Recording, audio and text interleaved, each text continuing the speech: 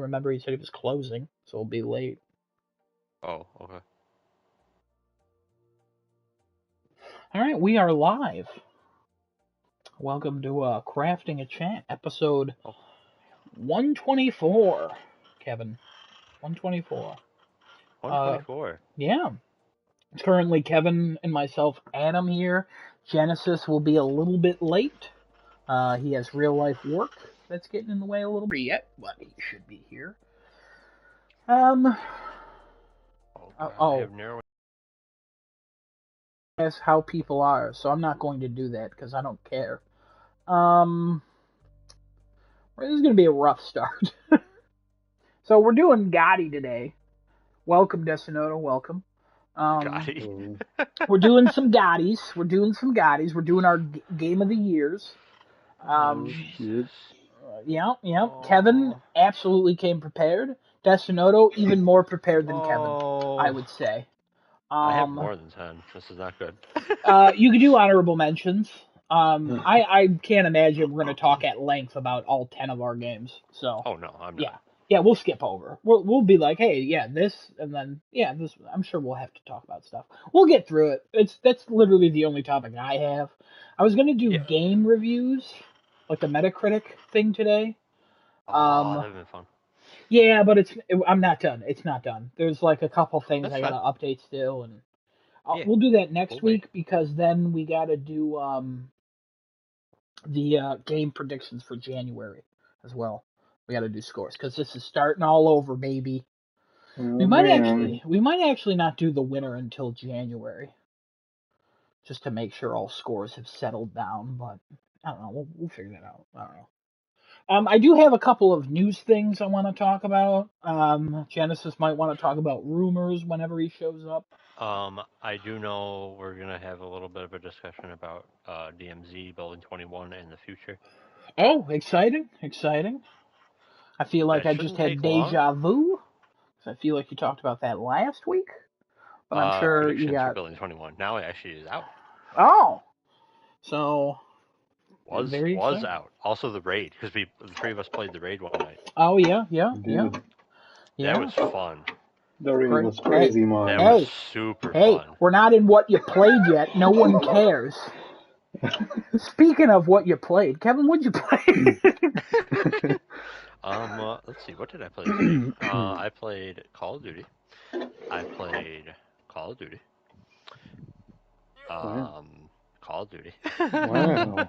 Wow. That's a lot of Call of Duties. That's pretty much all I played. That's pretty much all I have been playing. Oh, can you teleport me? Kevin, I'm already on it. There you go. Yep. I downloaded the Forspoken demo, but I haven't played that yet. Okay.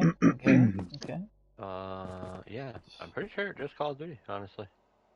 I thought I played something on PC, but I can't remember. Why can't I jump? There we go. All right. Call of Duty. That's cool. Desinoto, you want to go? Stuff. What Kevin said. What? I thought Kevin said something. I just said there's been a lot of new stuff, that's all. Oh, okay. You up. Go. So I did play a game. It's not God of War. You think I don't know? Come on. You'd start that up, and I could be in a coma, and I'd text you and be like, "So you where you at? What are you doing? You doing side quests? You doing main story? Like, what's going on here?" I played some good old Resident Evil 3 remake from 2020.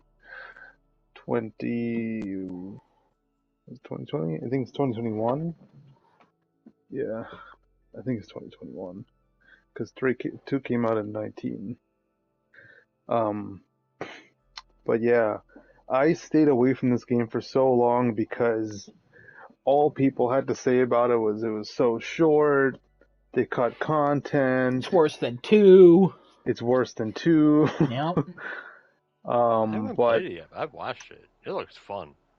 I gotta say it was pretty fun. It is a pretty fun Resident Evil game. I never played the original either, so like I kind of went into it blind, uh, Don't. not knowing anything about the original game. Um, so yeah, like seeing Nemesis never die was pretty cool. Mm-hmm. Even though you kill him like 6 times in the game and he just comes back over and over again. But I think RE2 is still definitely, the way better remake that came out of that, out of these few that have been trickling in over the past 4 years. RE4 remake's right on the corner, coming in March. Mm-hmm. That's probably one of my like most anticipated, along with. No. Oh, okay. We do the future look next week. Okay. We do. Well, that's next week. Real quick. Next week it's going to be what's our most anticipated of next year. What are we looking forward to, including TV, movies, if you want. And then Genesis and I will make predictions if you guys want predictions to come in. It's not like a scored thing, but we just try to be fun, have fun with it. So it's next week. So nobody talk about anything they're excited for. Kevin. Danger Foot or Kick Foot or whatever the hell that game is, or Wizard with a That's Gun. next week? What? That's not coming out next week. I'm just saying, don't talk about how you're Okay. excited for that in 2023. All right, nobody cares. Nobody wants to hear your opinions until next I'm week. excited for so much. Hey, what did I just say? Don't be excited till next week, but doesn't know to continue. So I played through that. It took me about 8 to 9 hours to beat. I know the game can be completed in less than an hour.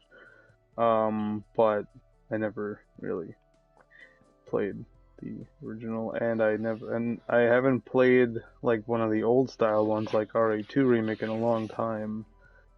So it was nice to play something different again. And see Jill, the Carlos, he's cool dude. He's very cool dude. You gonna go for that platinum? I don't know. I don't think it doesn't seem that hard, but like where you have to do the runs where there's no saving, there's no using the item box, there's no healing or something, like there's a lot of like don't do this 2 hours trophies. of playtime? Oh no, yeah, you're not doing this. That's too much. 40% respectable. I'd leave it at that. Yeah. So, but I thought it was good. It's a good game. I don't know if it's worth that full $60 that it came out for, but maybe like 40 max. You play. I paid 10, I think. Oh, you paid 10 for it? Yeah. Oh, that's not I bad at all. mean it's on sale for 10 right now too. If anybody wants to buy it, it's definitely worth $10 for sure. Yeah, You play any more of that other game we talked about last week? You know the one.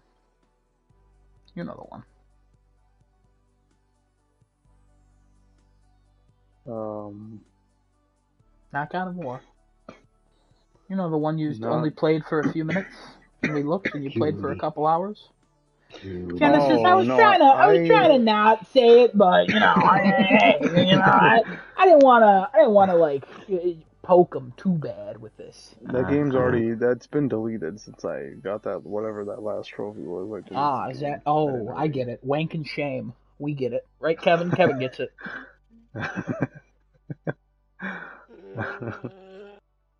Oh, he's doing it right now.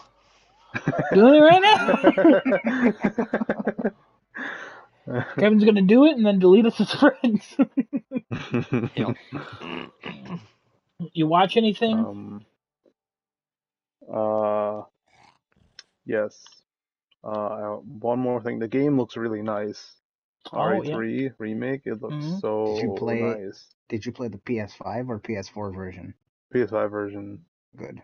And I had ray tracing on. Good. There were some frame dips in certain areas. It got a little maybe below 30 frames at some spots. Maybe below around 20. But it was the really chaotic fight scenes where there's a lot of particles, a lot of fire, a lot of things blowing up, enemies around you. Why did you buy that game when I had it on a disc? I have it Because on it's disc on too. sale. It's cheap. Yeah, I know. Yeah, I bought it last year or something when it was Black Friday, I think. I was gonna say $10. You could have just taken my copy, but okay. Yeah. It was still sealed. I just opened it. Oh. Yeah. And then stuff I watched. I actually watched the second part of Money Heist came out yesterday. Money Heist Korea. Mm-hmm. And that was pretty darn good. Pretty darn good show. They kind of gave a lot more life to the characters, not just the main few people, but the rest of the team that's trying to rob the bank.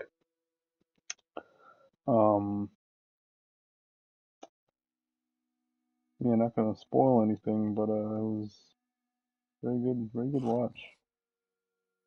Some things I thought were gonna happen, and something else happened, and something else happened, and the professor, he's he's like light. He's like light from Death Note, just 2 steps ahead every time. Crazy. Mm. Yeah, I watched that. I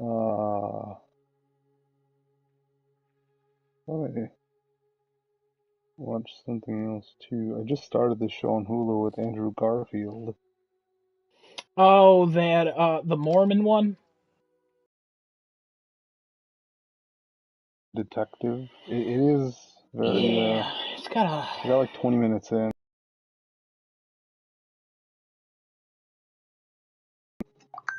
Something between. Under the Banner of Heaven.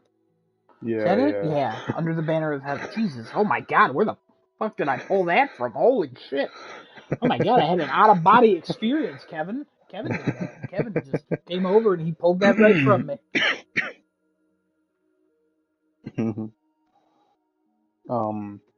Yeah. Didn't get too far in the episode. Genesis. What'd you play? First of all, thank you for hosting in my absence. I am Oh, sorry. don't listen to that intro. It was a mess. No, it's fine. It's fine. I 100% appreciate you for hosting in my absence, and I'm sorry that I am so late. Work unfortunately caught up to me real late over there, and holiday week, last week before Christmas, it really sucks. So hopefully this is the last year that I have to do that garbage. But we'll see. Yeah, hopefully Christmas goes. is canceled after this year. I meant I'm not. Interesting. I just meant, I hope I'm not in the same position for next year. But If we keep fucking these white women, there won't be a Christmas in 20 years. You know what I'm saying? We'll take care of this. My. Destinoda and I, we got dear. this. Destinoda and I, we got this. Oh boy. What did I play? I played some Call of Duty with my good friend Kevin. We've been trying to farm. What? Who's that? Oh, You haven't met it's a him. nice He was guy on the who I know. podcast one time. Yeah. He was a nice guy. He's a real nice guy. I'll choke him out. No, that's reserved for Daddy. No, that's reserved for Daddy. Oh, no, Daddy's choking. Got it. Yeah. Oh no. Oh no. We were playing a bunch of Call of Duty, trying to get keys for Building 21. Much to our dismay, Building 21 is locked again. Hey, we're talking later. Yeah. Rip. Played. I think I played God of War. You did multiple times. Yes, I did. Yeah. Finished the Trials of Muspelheim. I am getting closer and closer to getting the platinum. I think I have quite a few things more to go still. More of the Asgard remnants and artifacts and Asgard, aka the frying pan. right. And the Interesting. collectibles for like the helmets and stuff like that, and the shields and all this stuff. What else did I play? Did you start up Crisis Core? I did not. I installed it. Have not started it up. I spoke a lie last week on the podcast because I said look forward to my preview of Crisis Core next week. Unfortunately, I did not start it yet. God of War has still been capturing all of my time along with Call of Duty. So breaking news announcement: Genesis will now be kicked off the podcast for lying to the audience. He joins Adam for not watching Andor, Desunoto for not completing God of War 2018, and Kevin for a myriad of things that none of us can recall. Hey, what I'm saying is, don't worry. Don't worry about it. But I will get to it. I want to have a good preview for the podcast. So hopefully the first week of January I'll have a good one because next podcast we have other things planned as well. So yeah, first week of January. Look forward to a preview of Crisis Core Reunion. But I think that's all I played. I did start to watch a show. I'm watching the National Treasure show on Disney Plus. With that the new Spanish girl. I don't know what her name is, unfortunately, but Catherine is her name? Zeta-Jones? Yeah. She's in the show. Time has done things, unfortunately. Nah, she still looks good. Yeah, she still looks okay for her age, 100%. But for being 85, she looks great. No, but it made you think, didn't it? 100%. It made me think. I was like, wait a minute. She was born in 1969. Oh. So she's okay. 53? Is that math? That's not 53, is it? I don't Kevin? know. Yeah, you're right. Oh, okay. Kevin, good job. The show so far is pretty cool. There are some mentions of the Nicolas Cage movie. But he's not in it, right? As far as we know right now, no. But I have a very sneaking suspicion he's going to have a cameo in the show. They keep talking about him quite a bit. And the FBI director, the old guy who was in the original movie, he's in that show. And he is old. Oh my God, he's old. Why is he still the FBI director? That's concerning. Well, he retired. Oh, I was saying he was the original FBI. He retired. He, I'm not giving any spoilers for the show, obviously. I don't think anybody gives a shit. But, no, not at all. Not at all. Spoil it. Fuck you. Spoil it. No, I'm just kidding. No. If Kevin's gonna watch it, I won't spoil it. Isn't the one friend assistant guy in it, Riley or whatever his name is? As far as I've seen, no, I haven't seen him yet. Okay. My preview might have shown him, but I didn't watch a trailer for the show. I just seen it. I don't even know when the episodes come out. So far, 2 episodes are out. I don't even know when the episodes come out every week. Disney Plus doesn't tell me, so I don't know. I guess it's good so far. Good build up so far. I'm not too hot on like the characters. The Spanish girl's good. She's got a good backstory for like why she's doing what she's doing. So far the puzzles have been pretty cool. And the supporting characters, they're trying too hard to be like in this era of time. I don't understand I don't know if I'm explaining it correctly. One of them is an actual YouTuber. Like she's got 100,000 subscribers on YouTuber and on YouTube, and the other one is a shoe collector. And he's just like at every single stupid sneaker drop, and he's like real California type. Like he's just that's stereotyping a lot, but he's just very like I don't know. But and the last one is probably the most normal dude. He's an Asian guy. He's super normal because he's just like a very straightforward like, hey guys, I don't know what you're doing. You shouldn't be doing this because you can get yourselves killed. I don't understand why you're doing this. Like you're dumb. Stop doing what you're doing. But otherwise, she's playing a good villain in the show. And it is about the Aztec, Mayan, and Incas. So that's what's the premise of the show. That's it so far. I like it. I'll keep watching some more episodes. I feel like Nick Cage is gonna pop up for one of the episodes. They mentioned him like 3 times in the first episode and like twice in the second episode. But no direct correlation between the main character of this and Nick Cage. So two complete separate stories of what's going on here. Interesting. So no direct correlation between the two. Cool. I saw that came out, and I was like, ooh. And by you explaining it, not interested at all. Why? What did I say that made you was like not interested at all? Is it because no correlation? No, it's just because I don't want to watch a treasure hunting show that Nick Cage is not in.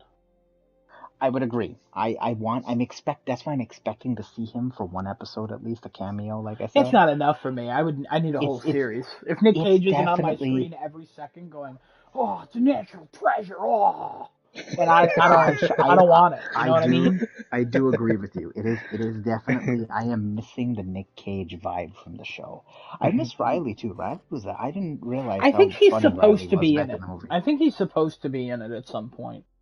He was a good character back in the day. Like I was surprised. He's funny enough. Yeah, Nick Cage though. You're definitely missing. That's why I was excited to see the goddamn director. I was like, oh shit, he's still alive. He's still here.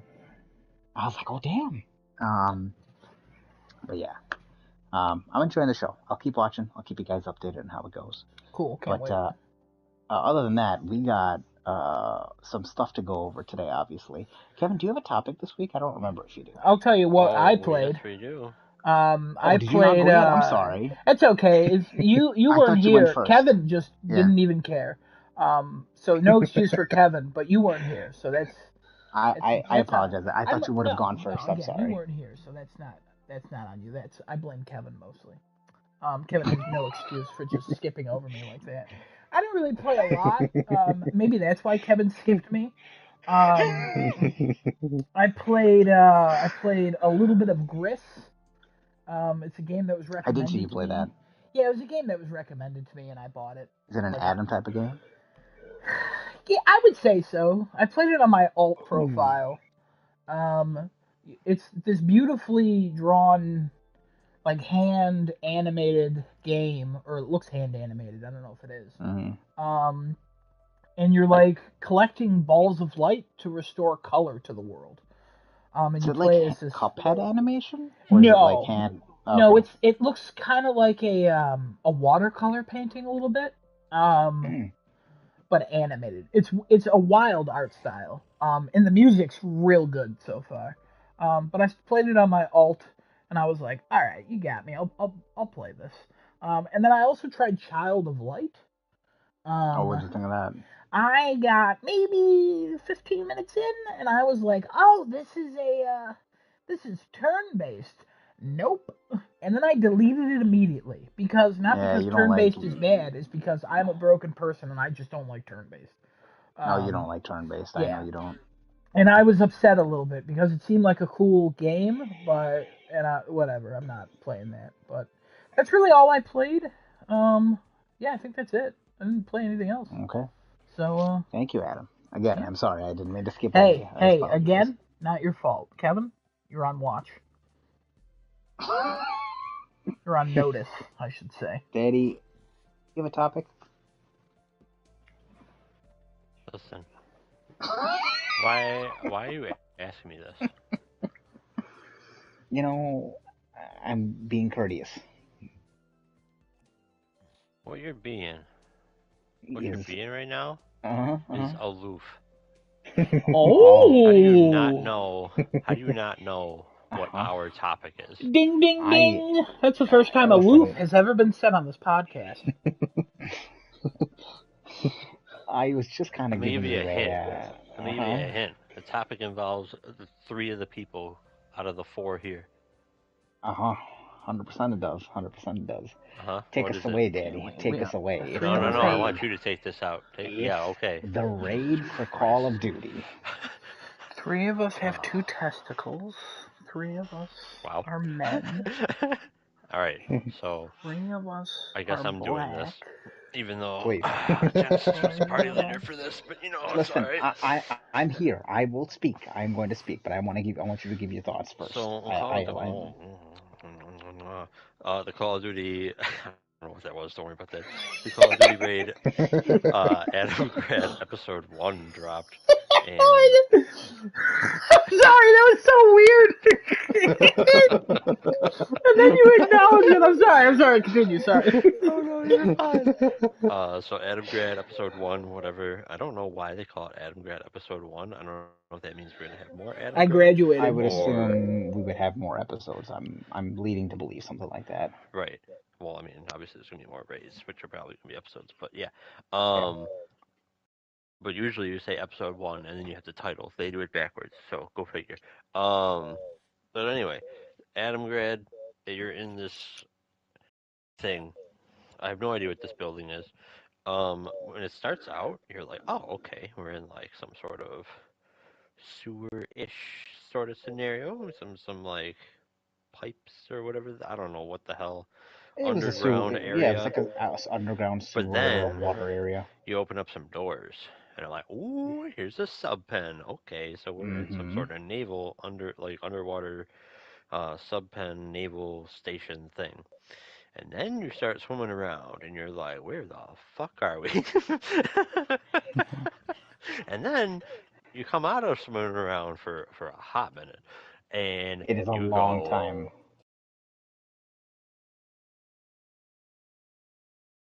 about whatever the hell is going on here. I hope all the intel we're getting is actually something you can read, and if it's not, I'm going to be thoroughly upset because I want to know what is going on in this building. It is something you can read. It gives us a lot of lore. They're going like the Dark Souls route of like you got to pick up the intel to know what's going on. Good. Because, damn, like this building. Not that it doesn't make sense. It's not it doesn't make sense. You just don't quite understand what it is. That everybody got that vibe? When we walked into that raid, that vibe from when we were going. Remember, I told you we were going down, and I thought I saw a pentagram on the damn wall, and you're like, "That's not a pentagram. You're a blind man." That's and the Russian star. Yeah. Yeah, that's the star. And I was like, Real quick, not to interrupt the flow or anything, but when you guys talk, it's for some reason echoing through Despinoto's mic. I don't know what's going on. Are you watching the stream or something? No. Because every time one of us talks, you light up as well, and you can hear me echoing. Oh, yeah. What's up with that? Despinoto, fix your shit. I'm getting sick and tired of your face! Whoa. No. Not mommy and uncle. Don't worry. We fight hard, but we make love harder. Wait. What? I'm a whore. Don't worry about it. Yes, yeah, we figured this out already. But Despinoto, I don't know what's going on with your mic. I don't know if you want to like turn something off, turn it back on, or something. Just I didn't because Kevin on my end, you're kind of getting a little drowned out, and I want to make sure this. Is it still doing it? It's still doing it. Is it? I hear this. Oh yeah, it is. Yeah. Oh, I hear when Adam talks. That's the only person though. It got worse I can't now. hear myself, obviously. Weird. I'm just using my headset. I don't know. Have the TV on at all? Maybe I don't know. No, all the audio is coming through my headphones. Weird. Might be gone now. I don't know. Yeah, I don't know what's going on there. Yeah, it sounds like it's gone. I don't know what happened. No, I heard it again. And every time you light up. You might want to turn your headset off, turn it back on. Maybe just a simple reboot. Reboot it by throwing it across the room. Kevin, just keep going. Oh, I heard me even more there. That was weird. I heard a lot with Kevin and me. I was hearing of myself when I was speaking a little bit, but the first minute we stepped into that raid was absolutely insane. We pulled off a synchronous three-headed, triple Yeah, headshot. three-headed.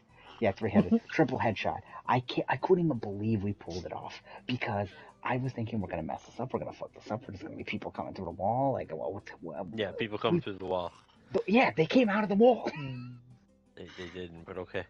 They did. At this point, they spawned out of the wall, and we didn't know what they were. Remember the first time we were running through? But yeah, we pulled off a couple of different synchronous headshots, and I was like, "Wow, that is amazing." Why is Desinoto humming? Is it still doing it? I don't think so. I heard you're humming only. Okay. Yeah, I think you're good. I think you're My good. microphone level is. I turned it up for when I was streaming. I don't know if that had anything to do it. I wouldn't worry about it. I think it's mostly quieter, anyways, if it's anything. I think But you're good. anyways, continue, guys. And this raid, the scariest part definitely was going in the water. Not because we had to swap an O2 tank between the three of us, so all of us probably have chlamydia and gonorrhea all over our mouth because That's how that works. 100%. On her mouth. Shut up! Hold on. Wait, listen. What the Don't look at me. Don't look at me. Don't. Hold on. Wait. You're the host. It's hard to not look at you. Yeah. Stop looking at me. I'm looking at Kevin now. I don't want to catch a disease you think is transmittable in other ways. Fucking weirdo.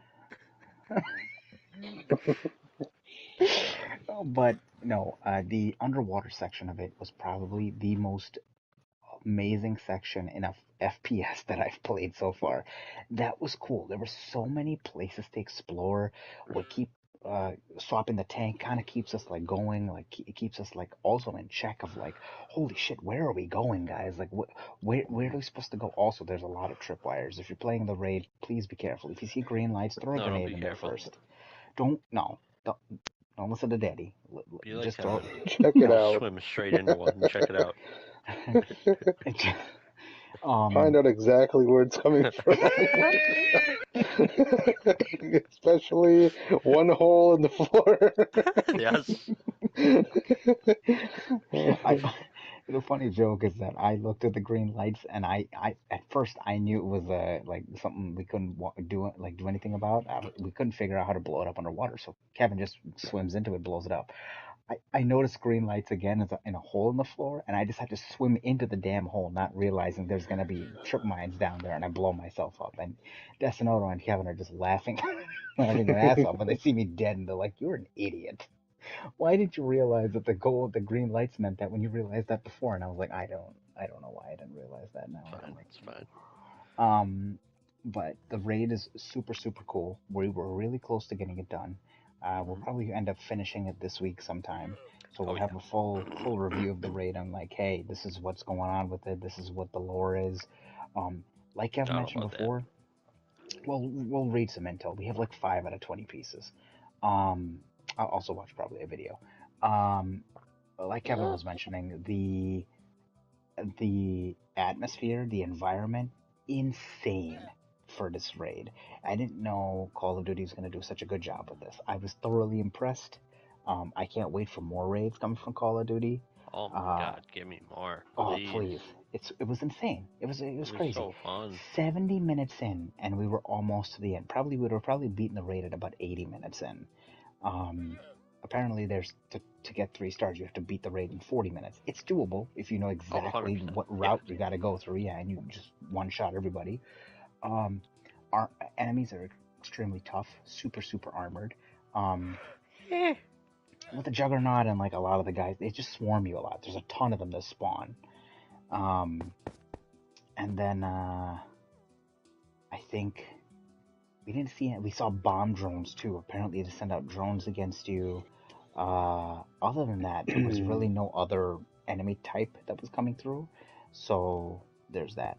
But yeah, raid, very, very high recommendation from me. If you haven't tried the raid yet and you got 2 friends and yourself, go try the raid. It is awesome. Oh, you need to level up classes in Spec Ops 2 as well. So go level up those classes so you can get some good stuff in the raid. We didn't unlock anything in the raid yet except for intel. But from what I understand, there's good blueprints and stuff hiding behind the raid. There's also an operator behind that raid. Yes. So beat it, you There's get an also operator. a shop bundle that goes along with the raid where you can buy the shop bundle, you get a good chunk of it, and when you complete the raid, you actually get a little bit more out of it. So Good I job, like that. Infinity Ward. Good Yeah. job on the raid. My thoughts. I was shocked at how this was because I mean I had no idea what to expect from this raid. I'm like, are I they mean, gonna it's try to Activision. do? I'm like, are they gonna try to do boss fights? Like what? How are they gonna do this? And no, honestly, what you do is you play through like almost like a campaign style mission, but with puzzles, and it is built for 3 players. Difficulty wise, the puzzles, the swimming around with one air tank was awesome. It's weird because like that should be boring. That should be bad. It's not. It's not. It was It so really isn't. fun. We had so much fun just swimming around, and that was like half the freaking time we spent in the game, or in the raid. It's like a good 30 minutes just swimming. There's so much. There's so much to look at. There's so many different directions to go. There's no map, which is fantastic, and we'll get to that when we talk about building 21 as well. Um, and man, the raid was so fun. I can't wait to go back. I'd play it again and again and again. I would like to give 20 pieces of intel a shot without looking up a guide, but eventually I do want to get all of it, so probably find a guide somewhere. Um, and yeah, that's Yes, that. Nero, you got any thoughts on this raid since you obviously played with us? I was very surprised at the amount of traversal that was available. It was very different from what any game, any Call of Duty Spec Ops even provided. Like Spec Ops was I think one of my favorite parts of playing the Call of Duty games, and I haven't played something like that in so long, and this was something like more evolved from that even. Like they took Spec Ops and kind of made it even cooler. Mm-hmm. Like Yeah, there's Spec Ops still, right? That yeah. mode's still in the game. We played that Kind of. mission. Remember, Yeah. we played Right. the one mission to get us to get you leveled up for assault. But yeah, this is just an evolution of Spec Ops into like a whole Because it's entire like thing. you're going on an actual like kind of military reconnaissance mission, whereas I mean the campaign's one thing, but this just felt pretty fresh and different. I Mm-hmm. gotta say not the I wouldn't say horror, but like the spooky aspect of it, of like you're in this underground bunker, you don't know what's around the corner. So we go to underwater, and there's all these empty wards and stuff. Looks like a hospital ward that you're going through, um, abandoned stuff, and then you walk into like the submerged, oh god, control centers that are like in the middle of like um, a I don't know what, an old like bunker that we went into that's Mm-hmm. showing like all these symbols on the walls. Craziness. Kind of Good. wish there were bodies in the water, That'd be like even cooler. skeletal remains and stuff. I That would have Yes. like heightened the whole fear factor of it. It doesn't have to be scary, but it's a cool. That's just more Mm-hmm. atmospheric, and I think that was awesome. Adding a juggernaut in there too. I mean, that's Two a of big. A them. juggernaut. Yeah, it's a big threat. Yeah, two of them. Yeah, there's more than one, obviously. Yes. There's more than two. You can pick up those Um, miniguns too, and it's freaking a good time. Let me tell you. insane. You can pick up so many things in this, and I didn't even expect you could pick up half those things. I was like, damn, you could pick all this stuff up? That's insane. You got a backpack just like you do in DMZ and Warzone, so that's cool. You can carry a lot of stuff on you, I'm real and excited you to have, see how that plays out in yep, future raids. and you have armories that you hit up too. So they have like guns laying around as well. Real cool. Real cool. Sorry, listen, no, keep going.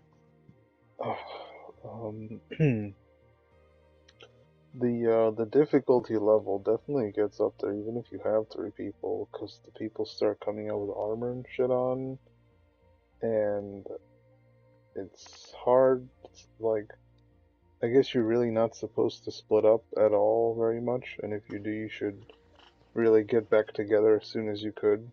If you do have to split up, because if you're alone, you're probably just gonna die. Like, there's not really much going around that. Even if you're, throwing all your grenades and landing headshots on all of them, it's hard to stay alive when there's 6 people coming out at you, and half of them are armored. Mm-hmm. So that was pretty cool to see from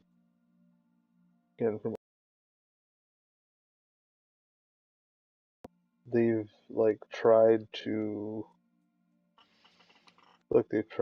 appeal to the most people they could for a long time, and this definitely differentiates their games from other shooters. Mm-hmm. This one mode is good. Good stuff. Cool. Kevin, Yo. let's talk about something not so good about Call of Duty. Pardon? Building 21. Alright. I'm intrigued. Go ahead. Reason why I say it. You can tell you guys rehearsed these.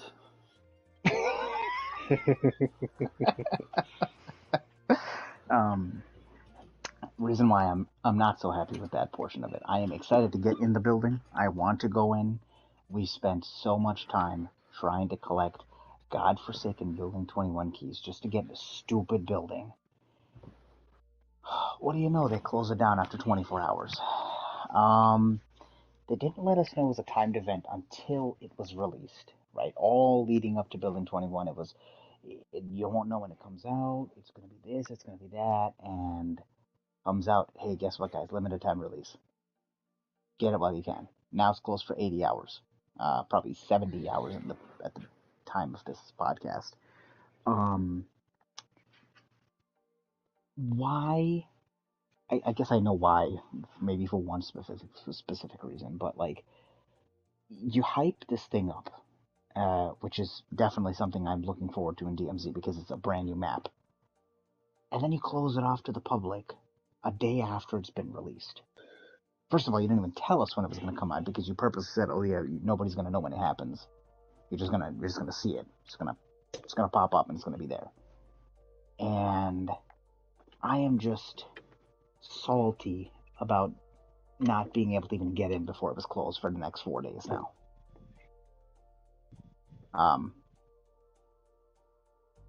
I from all the impressions that I've seen online, I want to play Building 21. It looks like a grand old time with so many doors and a completely different way of exfilling. Also, the enemies are absolutely goddamn insane. But then they lock it on us. I just don't understand. Kevin, explain this to me. Why? Why did they lock it on us, Daddy? Why did they do this? So I love this. I hope Tell I me. hope we get more. I hope we get more things like Building 21, and I hope somehow they also make this play into raids in the co-op mode. Um, when I heard that it locked today at whatever time it locked at, I was like, Mm-hmm. "Oh my god, I'm ready. Give me more. I can't wait." They're treating all this like it's a real world scenario, and I'm here for it. I know it's not everybody's favorite thing. I totally understand the arguments, but I'm here for it. If I get to play DMZ and it's like, oh man, what like other places can I go to today? Okay, cool. These are the ones that are open. Oh, now this is locked down because too many players went into it, quote quote. So now it's in like lockdown mode. Cool. What does that now trigger? Just because that went in lockdown, can we now go hit it, hit it, hit it? Then that place goes into lockdown. But because that's now on lockdown, this raid is open because you've bypassed like a defense line or something. There's so much potential here. Will they do it? Who knows? But I see a lot of potential for the future, and I am here for it. There's two differing opinions on this. This is fantastic. However, let's talk about Building 21 because what is it? I watched a whole ton of Building 21 in gameplay, and let me tell you, There is one thing I cannot stand that they continue to do here, even Uh, with just the DMZ update that they did, where they're like, "Oh man, guys, better loot." Almazra, there is nothing better than a large backpack in Building 21. an The only extra large difference, backpack. the only difference is you get different guns. Which are they better? Arguably so, but that is going to vary from player to player because that's of something. It's not better. So, bleh. um, now Building 21 itself, real cool place. I love the map design of this thing. I love how there's absolutely no mini map because it's basically a black site that doesn't exist on the map. It's like you're going into this thing blind. I absolutely love that. So you have to actually like play it over and over to get an idea of where things are, so that you can use your blue keys, so that you can use your red keys to get into the server room and the wherever the blue key goes. Um, I don't think there's enough stuff in the map. Shocker. But maybe over time we'll get more stuff added in. I would like to see more blueprints, calling cards. Give me reasons to go into these places. It is a cool change of pace. There's a lot less players. It's a lot more claustrophobic. Um, a lot more hectic because the AI is just like 2 or 3 steps above where it is in Almazra. If you hate the AI like I do in Almazra, oh, get ready to take it up the ass. Um, Oh yeah, they're gonna take a rod up the ass. because the AI is even more skilled, we'll call it. Like they are better than most of the AI in Almazra, Probably but better than also some players the too. thing with Almazra is when they reinforce, you have a helicopter or a car or something that comes in and drops them off. When you're in Building 21, you don't have that. You don't know where they're coming from. You don't know where they're reinforcing from because you're in a building. Oh, do you have kill streaks? They don't work. You're in a building. You can't precision airstrike. You can't mortar strike. You can't do any of that, which I love. Thank you for doing this. It makes it so much more interesting. Um, I think something summons a Wilson. There's Yeah, like a boss there's character almost, or like a high value target that actually is named, kind of like the helicopter pilot in Almazra. It's like Velican or something like that. Um, and you can exfil a grenade launcher from Building 21. I'm pretty sure the grenade launcher is already in the game though. Um, I've definitely used it before. you Um, the grenade launcher's there. I think that the thing is that we have not seen a grenade launcher in DMZ. Is what oh yeah. the thing is. Um, Yeah. but like even if you were to go into Building 21 exfil, I don't really think you're gonna have like an advantage over other players if you were to go back to like Almazra. I think it's just a side thing, which is why I still say the thing that they really got to do with DMZ now is start putting more cosmetics, unlockables, blueprints, more. Here's where the new guns are going, something like that. Otherwise, I don't know what the hell you're gonna do. Unless you do an avenue like what I said, where you take a page from like Bungie's Destiny book, where they'll do public player events, and they'll be like, all right, here's what you're doing. And once the players contribute a million times to whatever the hell the thing is, then the next thing of that, like, quest progression happens. And more stuff will unlock. But it's like, okay, here, you're on part one. You need to do a thing enough times to get to part two. If they do something similar here, where they go, all right, cool, you're in Almazra. Now you can go to Building 21. If not really if, but like maybe if enough players like hit it in 24 hours, or if it's just like once it's played 10,000 times or whatever, right? Like there's 10,000 games started in Building 21. Cool, that's now in lockdown, but now we have the information about Building 21, and we can go to the bunker underneath it or something like that, and now that becomes a raid for you. Um, there's just so much potential, especially if they continue to do that, like change it up every season. That I, and the reason why I think that like this is a possibility, DMZ just came out.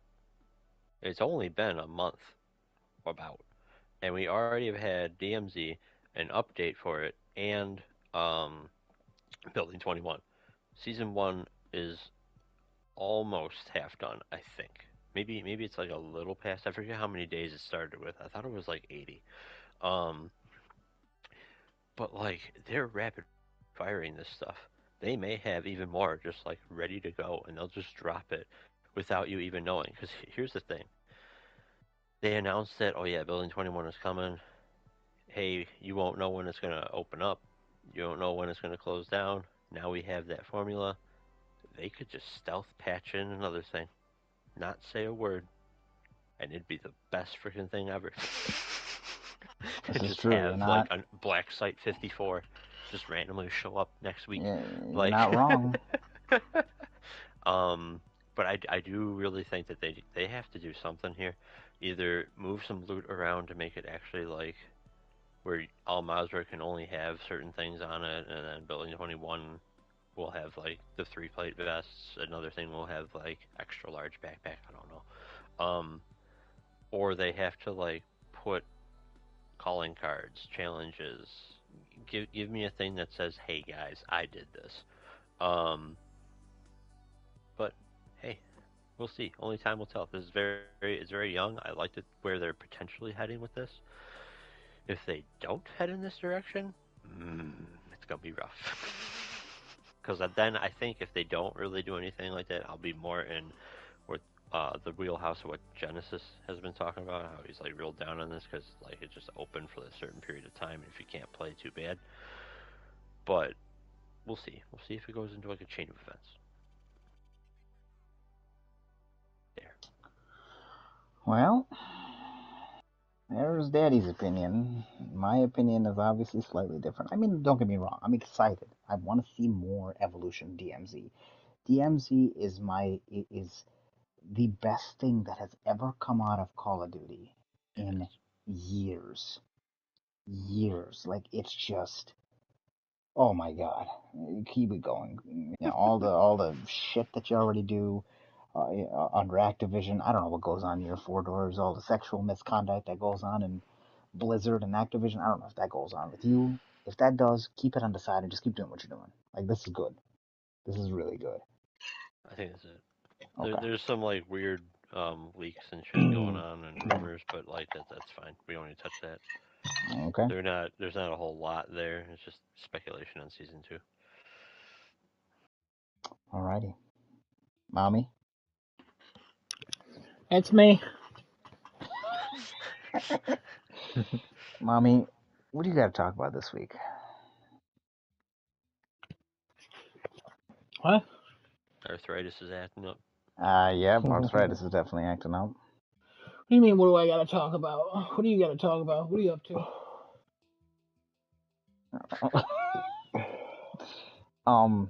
I'm here. I mean, I figured you'd talk about something. Alright, Genesis, thanks for helping me delay as I pulled up my top 10 game of the year list. So There it what we're is. doing today, as mentioned in the beginning, we're doing our top 10, top 5, whatever the hell you want to do. Games top we've 5 is played good. for the year. I'm doing top 10, so just Okay, whatever you want to top do, I 10. said. So if you want to do a top 5, you're doing What a if top we 5. only played 10 games? Then you can do a top 10 if you want, or a top 2, top 3, whatever you want to talk about. You can talk about movies, TVs. Again, I keep this open because Tank none of you tops. suckers I'll prepare, just say and boobies. you can do whatever you want. If you want to do a top I 5 prepared. video games and number 3 is a movie, I'm not going to question it. That's your list. It doesn't have to be new games, or for me, it doesn't have to be new games because we're not paid to review games, so we don't play only new games. We play games that are new Now, to if you us. want to sponsor us, please go If ahead. you want to sponsor us, we're open to sponsorships, but also you probably won't. You'll probably lose a lot of money, and I would say it's not worth sponsoring since we have like Now, no I think. audience. Listen. Probably only It's two okay. potential customers because I feel like two of us aren't going to do shit. And we can decide who those two are. It's me and Decinoda. We're not doing shit. Kevin will participate, whatever it is. Anyways, who wants to start with their top 10, top 5? Who wants to start with their last? Kevin, you were doing your list. What's your Yeah. what's your least favorite list or least favorite game of your year so far?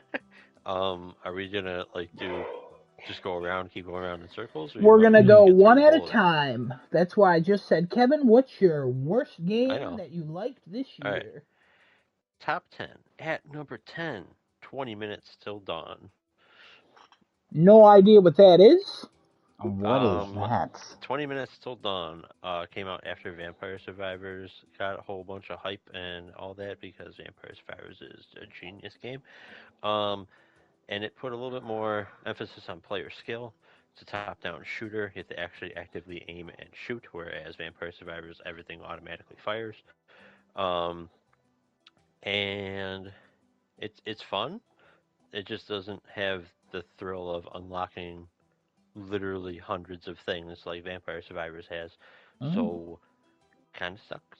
But it's a fun game for sure, and it's you can play the whole thing in 20 minutes or less. That's why it's 20 minutes till dawn. All right. Hmm. Cool. The Cool. or less is if you die. Cool. Cool. All right. Who wants to go next? I go next. Okay. Cool. What's your So I got least favorite game? I'm doing a top 5 for this one. Because I counted up all the 2022 games I played. It was not long. Well, then we can come Um back to you when we get to 5 if you want. So you're not just doing your 5 and then all of a sudden you're out. Daddy, listen. Daddy, hold on a minute. Oh, wait, Come up with don't. more. Oh god. We'll come back to you. We'll come back to you. Desinoda, how many games do you have? Um, Oh, dear my Lord. note just closed. You what? About 7. Okay, we'll come back to you. Kevin and I will just do our top 10 until we get to 7, and then we'll include you, and then we'll get to 5, and then we'll include Genesis. So Kevin and I are just going I to go like it. back and forth for a bit here. Yeah, My let's do number it. What 10, you got? everybody's gone to the Rapture. I talked about this. Oh, I enjoyed this game, but this is more about how I had to keep replaying it for trophies. Um, so I kind of got annoyed at it a little bit. I really put it on here because I think the story is nice and I think the music is beautiful. It definitely left an impact on me this year, though. I thought it was a really great game, and I highly recommend it to anybody who likes walking simulators. Kevin, what's your number 9? ooh, I'll have to check that out myself. My number 9, Cursed to Golf. Oh, listen to some of that soundtrack today, funny enough, Yeah, good because soundtrack. quality soundtrack. Now, for people who don't know, unlike me, I'm aware. What is that game? Cursed to Golf is oh boy, how do you describe it? It is a roguelike side-scrolling golf game. So it's more of like a puzzle-ish game where you set your angle, you choose your power, you kind of alter how you hit the ball. It's really, really simplistic golf. You don't need to know golf to play this game. Um, and you hit the ball, and you're basically trying to get to the hole at the end in X number of shots. There isn't a par necessarily. There's how many shots you have until you die, and then you have to restart your run all the way from the beginning. There's I forget how many courses until you get to the first boss. I've gotten to the first boss a couple times. Um, it is very very fun roguelike, and it's interesting because the way that they made the ball physics, it's actually quite predictable. The challenge is you kind of have to like get used to all the different items and different like things you can do to make your shot even more ridiculous. But once you get like a firm grasp of that, I can totally see you being like, oh yeah, yeah, right here, we're gonna set it to this angle. I want like this power. It'll go to about here. So if I use this item, it'll bounce even further or whatever have you. Like for some reason, it's a game that allows you to calculate what you should do, and I commend it for that alone. Really fun game, very cheap. It may be overpriced depending on the player we're talking about, but pick it up on sale for like half off and you'll be fine. Cool, cool. All right. I got Any one. oh, you got a number 9? I got a number 9. Wow, you added a bunch. Okay, what's your number 9? Number 9, Strangers of Paradise. Oh! All right. Oh man, I did not expect anybody to ever speak about this game again. Care to go into details about this? Or? Absolutely. So Kevin and I had a ton of fun in this game. When I say fun, it was mindless fun. The game, whoever put this out, I don't understand what you were thinking. Uh, a lot of things don't work the way they should. I don't quite understand. But hey, nonetheless, we didn't get past I think that was the final boss fight. I don't know if there's anything else after that. There's a lot past that. Oh Jesus. Okay, all right then. So we got up to a certain point where we were fighting chaos at this point, No, we are not. Oh my lord. was that We are not chaos? fighting Oh, that was Astos. Astos. That's what his name was. I'm sorry. Arguably the hardest fight in the game, according God. to many people who have played the game. Continue. And this is just an unfair fight. Gameplay wise, it's a fun game to play. The mechanics that they explain to you in the game do not work the way they should. The counter does not work the way I don't know how anybody uses that counter properly in that game. It does dodge like a Dark Souls type of game. You roll all over the floor and you basically have iframes when you're dodging. It's cool. But man, if Kevin and I did not play this game together, this is not a game I would have bought just by looking at it. I remember I was hyped for it when I first saw it, and then going forward, I was like, okay. Then Kevin got hyped with me, and I was like, I'm in, because I got somebody to play with. This is a perfect game where as long as you have 1 or 2 people to play with, it's going to be fun. If it's you by yourself, Godspeed, Spider-Man. Hang yourself. Oh, yeah. That is number 9, though, for that. All right. Interesting. You got a top 9. Destino's got a top 7. I got a top 10. Wild. Love that. My number 9 is a game that Genesis and I both played. I don't know if it's on his list, but it's number 9 on mine. It's Tales from the Borderlands, the first one. I think the sequel came out this year. I heard it was okay. This is just a Telltale game that I don't know. I didn't really care for like back in the day, and I finally tried it this year in my platinum run leading to Horizon Forbidden West, and I absolutely loved it. I thought it was really good. I think it's a cool story, and it has a fun cast of characters, and there's music that was in this game that I still listen to now. It's not without its faults, but I still enjoyed it enough where I remember just messaging Genesis and then talking to him about that robot that came back. Where it's like, oh no, did your robot die? Yeah, and then later we're like, oh, he's back, yeah! Like, we were so excited. It was just such a dumb, like, it's just, I felt like a child playing that game just because how excited we were for some of the story beats in that game. And honestly, way better than I ever expected. Also, very funny. Not a Borderlands guy. It was really funny. Yeah, I'm not a Borderlands guy. I don't play those games, but this was awesome. Maybe one day I'll try the second one, but my number 9 is Tales from the Borderlands. Kevin, what's your I got a number 10. What the? Okay, make it quick. What's your 10? Tales of the Borderlands. Oh, perfect. All right, yeah, I respect that. Good number. All right, Kevin, what's your number 8? Number 8. I have a 9 Tiny actually. Tina. What in the hell? Okay, hold on, Destinoto. What's your number 9? You can tell Rogue we rehearsed all Company. this. Rogue Company? Yeah. Oh, I really thought you were going to say Tales from the Borderlands, and I was going to fucking run to your house and smack you. All right, do you have any commentary on that, or? That's fun. Great. But You put a lot of hours in that game for being fun when I first told you to get into it. yeah, it's pretty good. Okay, good. Interesting game. Number 9, pretty good. Best- Like that. Best third-person multiplayer game. I Yeah. would agree. Wow. Guys, everyone's forgetting about Uncharted, but all right, you do you. I mean, it's modern day third person. Yeah, Uncharted is probably older. That's not what he sure. said. He said best third person multiplayer game. He didn't say best modern day third person multiplayer game. All right. All right. All right. That's Sure. what I said. He said what he said. Kevin, say more things. What's your number 8? My number 8 is Tiny Tina's Wonderlands. I forgot you played that. Oh, I played the shit out of that game. I actually beat this game. Oh my god, Kevin! Did beat you? Game? I did. I beat I don't the remember storyline. this I at did not all. beat the whole game. I beat the storyline of this game. I have chaos mode. I started going in that, and I was like, I need a break. Will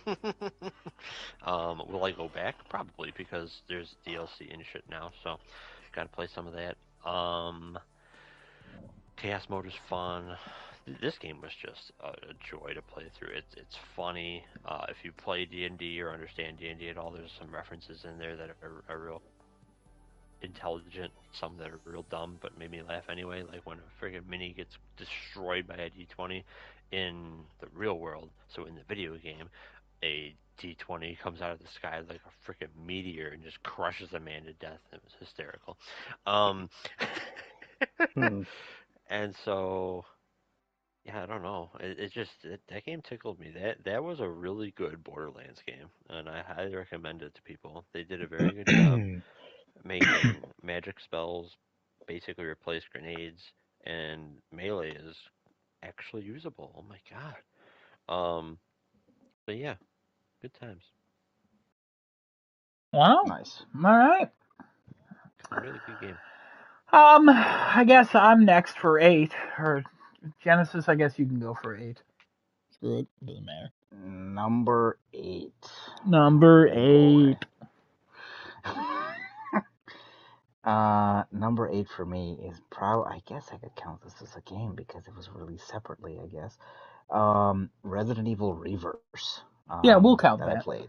Yeah, it was a separate release.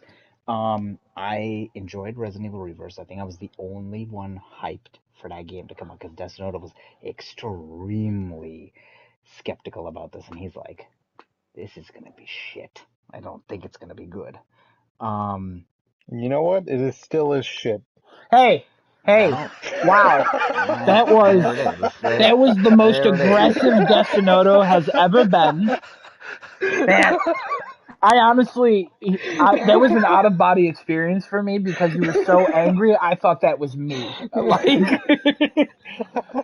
let's try to be more positive. This is about what everybody likes. You know, if he wants to pick this game, he Oh, can that pick was this amazing. game. That was great, though. That was fantastic. Almost as good as Kevin's. I don't know what that was. Wow. Okay. Yeah. Genesis. Anyways, please continue. So I enjoyed the game. Okay. I know one of our friends who is an avid Resident Evil fan. He has been playing that nonstop. And I think he's in like the top 20 or the top 30 or something like that, some stupid number. Um, I played it for the time that I did, and as they make more updates to it, I'll probably revisit the game. But it was a fun multiplayer game. It is not a good, fantastic multiplayer game by any means. Like they don't have a very good system. Capcom just doesn't know how to make Resident Evil into a good multiplayer game other than Mercenaries. Um, but it's a start. It's a start in the right direction, I would say. So, for me, number 8, Resident Evil Reverse. Good job, guys. All right. Cool. Destino, you want to go next? What's your number 8?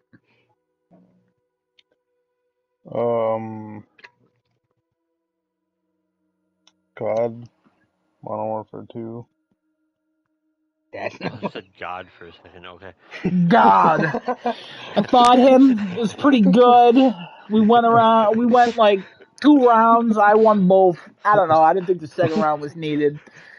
So, yeah, little did we know, religion defunct. Destinodo is living 70 years ahead. He's playing God of War, God. Yeah. That's what he's playing. Anyway, He's Kratos going against God. talk about God Kratos, Modern still Warfare alive. 2.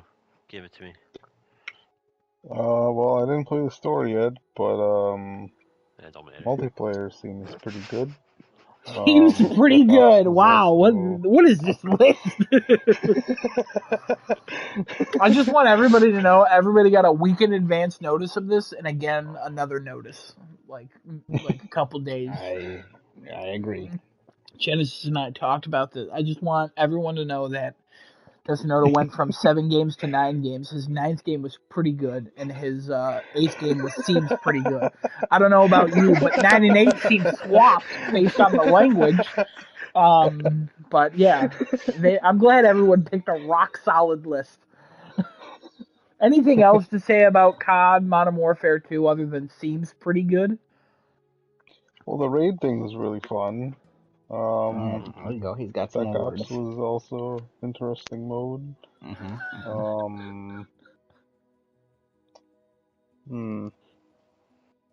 I was doing well in the multiplayer at one point, and then I started doing bad. Yeah, me too. So. Hey, don't worry. We're all in the same boat there. Yeah. My first match ever in COD was my best match I think I'll ever play. It was like 50 and like 12. And then every match after that, I was just like, wow. You remember the beta? We were freaking destroying people in the beta. What happened? I don't know what happened. We were killing people in the beta. Because the whole time you and I were like, wow. I don't think we lost. Like, we lost maybe a handful of matches. We did. I remember we came on the podcast and we said we were undefeated. And Adam was like, no, what? That was Well, no, yeah, that was the whole thing because you said we're undefeated except we lost once.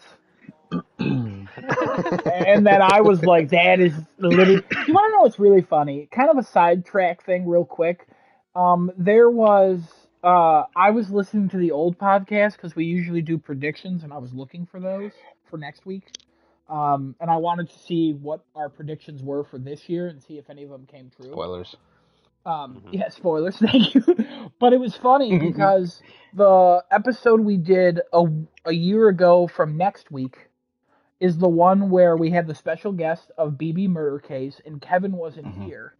And that episode starts with you saying, "Hey guys, welcome to the podcast. We have the regular crew except Kevin." And I was like, "Do you mean we have? Why would you say we have the regular crew?" Hey guys, we have the regular crew, but we don't because Kevin's not here. And I made fun of you for that. And Desunoto and BB were just laughing as me just yelling at you, being like, "That's not the regular crew. Why did you say that? Why do you always give like these words and then immediately after those words in your sentence go, yeah, but that's not true at all. Hey, we're undefeated, but we have lost." Oh my god! I just thought that was so funny. I will admit, as the years have gone on, I have become a worse and worse liar at this point. I just lie, and I don't realize it. And I'm like, what? Wait, what? It's just you give these like qualifier words, and then you immediately disqualify them with your sentence right after them. It's so strange. Yeah, we walked to the store. So after I got out of my friend's car, as we got to the store, what? What the hell are you talking about? Welcome to Living with Genesis 101. Never trust anything he says. Very funny, very funny. Also, very funny in that episode, her game of the year was Assassin's Creed 2 or whatever the hell it was, or Revelations or whatever the hell it was, because it's the only game she played. Brotherhood, I think, was the one. Yeah, Brotherhood. Yeah. Oh, wild. Like, Kevin, you missed a wild one. Oh, man. God rest her soul, probably. Yeah. All right. Tessinoda, do you have anything more to say about Modern Warfare 2? I was going to have her come back this year. She's busy with a boyfriend now, so she ain't coming over anymore. He and her play the forest quite a bit, so. Oh, baby. Genesis, I think you know what we have to do. She did say if you ever wanted to join us, you and Adam can come and join us in the forest, because she knew that we both played that. Hey, man, I'm down. Let's get back into that.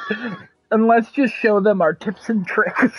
We're gonna have We'll talk about that after. Anyways, Destino, do you have anything else about COD Modern Warfare 2? Probably the most substantial COD release in a while in terms of quality of the content. Post-release, not at release. Okay. It's still pretty buggy, Oh but my god. What a game. What a What year. You know? what I can't wait until we get to, I assume it's on both of yours list. And I don't, no spoilers. But I can't wait till we get to there and you guys are talking about how good it is, but complain about it every single sentence. Just like when you play it. All right, cool. My number 8 is The Artful Escape. This is that side scroller where you play the guitar and like jump around and you're like the savior of the galaxy. It's a little indie thing. Again, music's really good, beautiful art style, kind of a short experience, easy platinum. Had a lot of fun with it. Story is kind of impactful because it's about trying to learn your identity. Because it's about a kid whose dad was like a famous singer in the small town, and he's trying to be a singer, but he doesn't want to get locked into the same sound that his dad had. So he dreams of this personality and discovers like a new sound, and then he's like abducted by aliens and goes on like a galaxy quest. It's just really cool. Um, I think it was on the PlayStation Plus thing or Now, back when it was Now. Could have been. Yeah, because it was called Spartacus back in January. Still, the rumors of the new PlayStation Now. Mm-hmm. So yeah, played that. Really enjoyed that. So that's my number 8. Kevin, what's your 7? My number 7. Teenage Mutant Ninja Turtles: Shredder's Revenge. Ooh, that's hot, lower than I expected.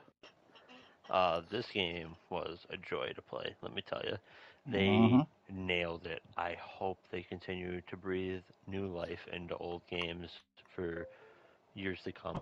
This development team did a fantastic job with this game. I'm glad Genesis picked it up to play with me. I don't know if he had any prior experience in side-scrolling beat 'em ups of your Oh, days past. Kevin. Oh, Yeah, Kevin. Oh, I did it Daddy. scratch the, I've did it scratch that itch for you? It nailed it for me. Uh-huh. This was a great game because they took the formula from Turtles in Time and they upped it in all the right spots to make it a modern day game. Oh, I can't wait to go back and play it again because I totally will at some point, and I expect you're probably coming along. 100%. Know it. And yeah, is that Platty? it honestly it's not too out of the question. Daddy, I was a big Streets of Rage player back in the day. On Mhm. my old Windows 98 down in the basement of our old house, we had a disc from Pakistan that had 75 different computer games on it, and Streets of Rage 1 and 2 were both on that. Let me tell you, me and Desnoto played both sides of the keyboard, playing Oh, okay. Streets of Uh huh. Rage 2, going all the way down. It was great. Also played Teenage Mutant Ninja Turtles with my youngest brother as well. So 3 of us actually played 3-player mode in that one. That was fun. That was Real good. quick, Yeah. that story about you and Destinoto playing back in the day on the computer in the basement. That's your third time telling it on the podcast to Kevin. There you That's go. See. So, Alzheimer's. Everybody, when the game Alzheimer's. was announced, Kevin asked you if you're gonna play that, and he asked if you were a fan of side-scrolling beat 'em ups, and you brought that story up. And then when the game came out, Kevin asked you, "You gonna play that side-scrolling beat 'em ups?" And that story came out. So I just want to know. I just want you guys to know. Very consistent. Yeah, I'm a very And consistent also, person. You know. this is my hell.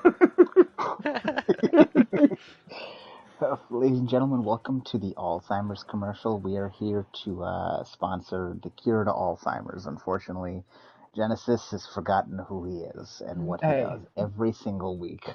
And Are we Adam has to implying? Adam is cursed suffer. to live in a world that everyone has Alzheimer's in, and he does not.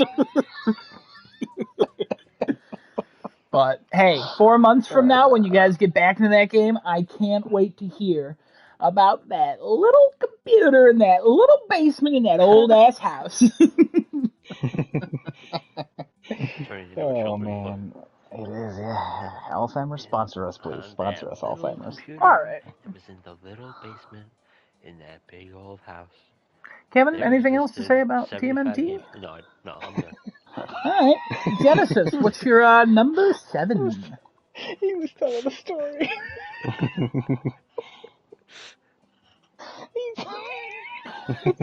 You got a little tickle out of that, huh? Yep. Yeah, He you was did. reading a bunch of kindergartners, and they were like, "What happens next, Uncle Kevin?" Apparently, these kindergartners are also 90. Yeah, I don't know what that voice was. Oh God, oh, this hurts me inside. Okay, That's the number Alzheimer's. 7. Yeah. I need to be sponsored by Alzheimer's, please. I need to. Yes, What if I be told you we sponsored by already a were, disease. but you forgot? Oh God, Ooh, please. then we can also be sponsored by amnesia. Oh Oh. God, Amnesia, the machine of a pig. We could be This called episode is sponsored by Amnesia, but we'll tell you about our sponsors later. By the way, this episode is sponsored by Amnesia. My number 7 is going to mirror Kevin's TMNT Shredder's Revenge. I A just lot feel of like you're fun. making this up as we go. 100% no. 100% no. No, I got my I know top you're. 10. We're good. I know you're not. I know you're not. I enjoyed that game very much. Kevin has nailed most of the points. Let me tell you a little story about Desinora and myself.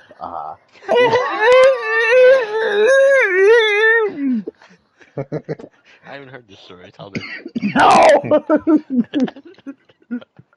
There was a little house in Deer Park that we lived in, and we had this Windows 98 computers down. That computer that was downstairs in our basement. Oh, it did We have had a basement. I'm shocked. Usually, Deer Park, they don't have basements. Not a basement community. He dug it himself. Yeah, no,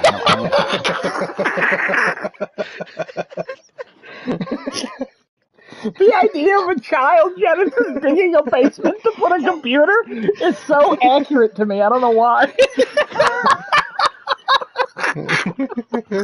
oh Just him God. being like, Destino to help me, and Destino would be like, no, and then just eating chicken or something. It's like, oh, I can see it all.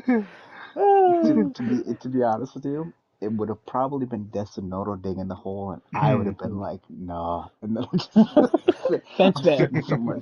Yeah, we were Oh, complete that's funny. opposites as children, so unfortunately, I don't know what happened. Diabetes.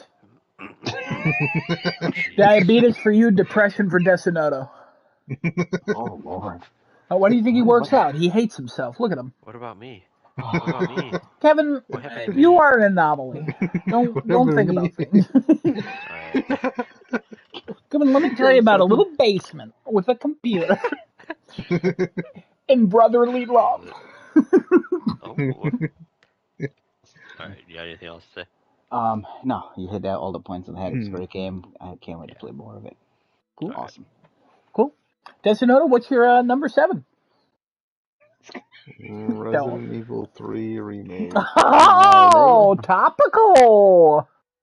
And I talked about it a bunch already, so I'll just say it's Pretty good.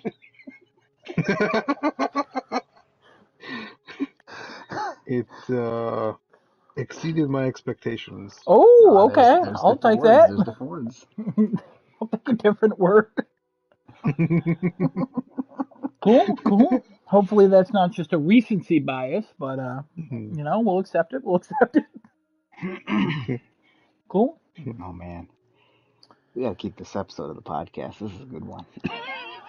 We keep all of them. Heads up. No, I mean like we gotta keep this as a special Yeah. episode. I like this one. Oh This yeah. is a I'll special place label in my it. heart.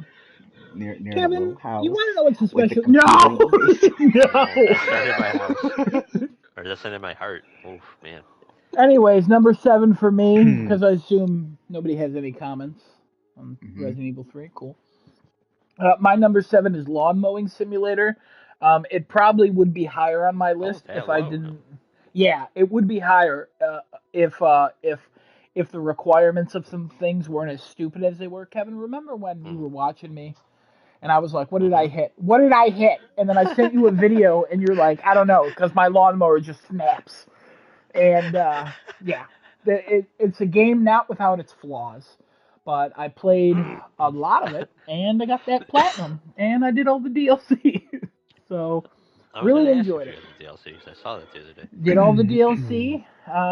I think it was free DLC. Um, Wait, is there I. another game then?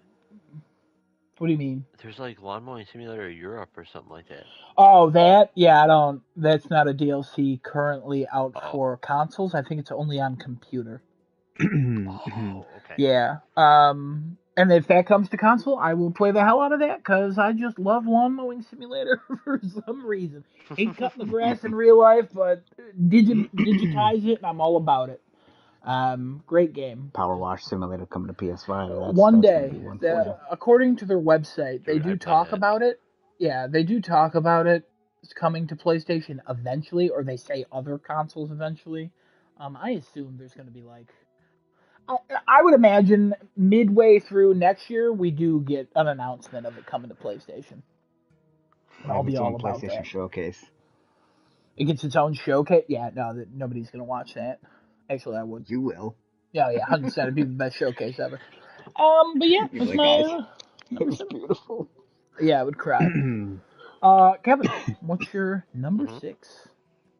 Ooh, number 6. Horizon Forbidden West. What the fuck? This game was really fun to play for Oh the period of time that no. I played it. I was Oh crushing no. it. Mhm. Um, Mhm. yeah, and then things started getting hard. Kevin got mad. Yeah, He he had to stop did. playing. Yeah, he But Kevin did. will get back. Kevin will get back into that. He'll lower the difficulty and have some fun playing out the story because I need to know Oh, what happens. I'm excited for you to get back into it. I'm trying to be positive because this is all a positive episode. So, Kevin, that's a choice in your list. He's got some daggers in his hands. He's got. I know he wants to kill me No, right no. now, I mean, I but know it's not like He that wants was you to one of my beat it. favorite games I played He this year. wants you to finish it. Like He just just wants yeah. you to It's finish it. it's in his top 10. Like, yeah, that's respectable. You know what I mean? Number 6 is good. Number 6 should be fucking number 1 or 2. Well, Six fucking is 6 is bad. good. you'll understand. I'll Trying to yeah. address the Six is list. Believe me, I know what's gonna be in the tops. I Adam. got. 6 is bad games bad. No, I have they're some going by honorable numbers. mentions at the end, by the way. I have honorable No, mentions as well. honestly, for me, if a game makes it into a top 10, it did something. I played a I lot of I games agree. every year. Yeah, and I mean, I'll talk about Horizon when I get there, so I'll hold off on my commentary for now. But Okay. cool. All right. Genesis. What is your number 6? Oh boy, number 6 was a tough one for me because I was trying to figure out where to put these in order, but I think I'm gonna go with this. Number 6 is gonna be Soul Hackers 2 for me. Oh wow. Oh, you love Soul that game. Hackers, yeah, Soul Hackers was a good game. Yeah, I wish it was more Persona-y than it was led on to be originally. Uh, there were some things missing that Persona still has that I'm like, I wish I had it in this game. But hey, it was a great game. Real dark story.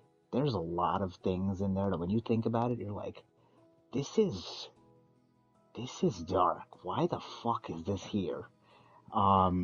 Cool game. Twist at the end. I love the twist. That was really cool. Was that the one with the bad person was in love with the other bad person without giving too much away? And then they Okay, so tried to let me let sacrifice. No, please don't go into explanation. That's going to last 8 years. It's real simple. It's real simple. Okay. The supposed villain of the story, saved one of the companions that I go around with when she was 10 years old, let's say. Mind you, he was 20 something at the time. Yeah, weird. He saved her. She fell in love with him.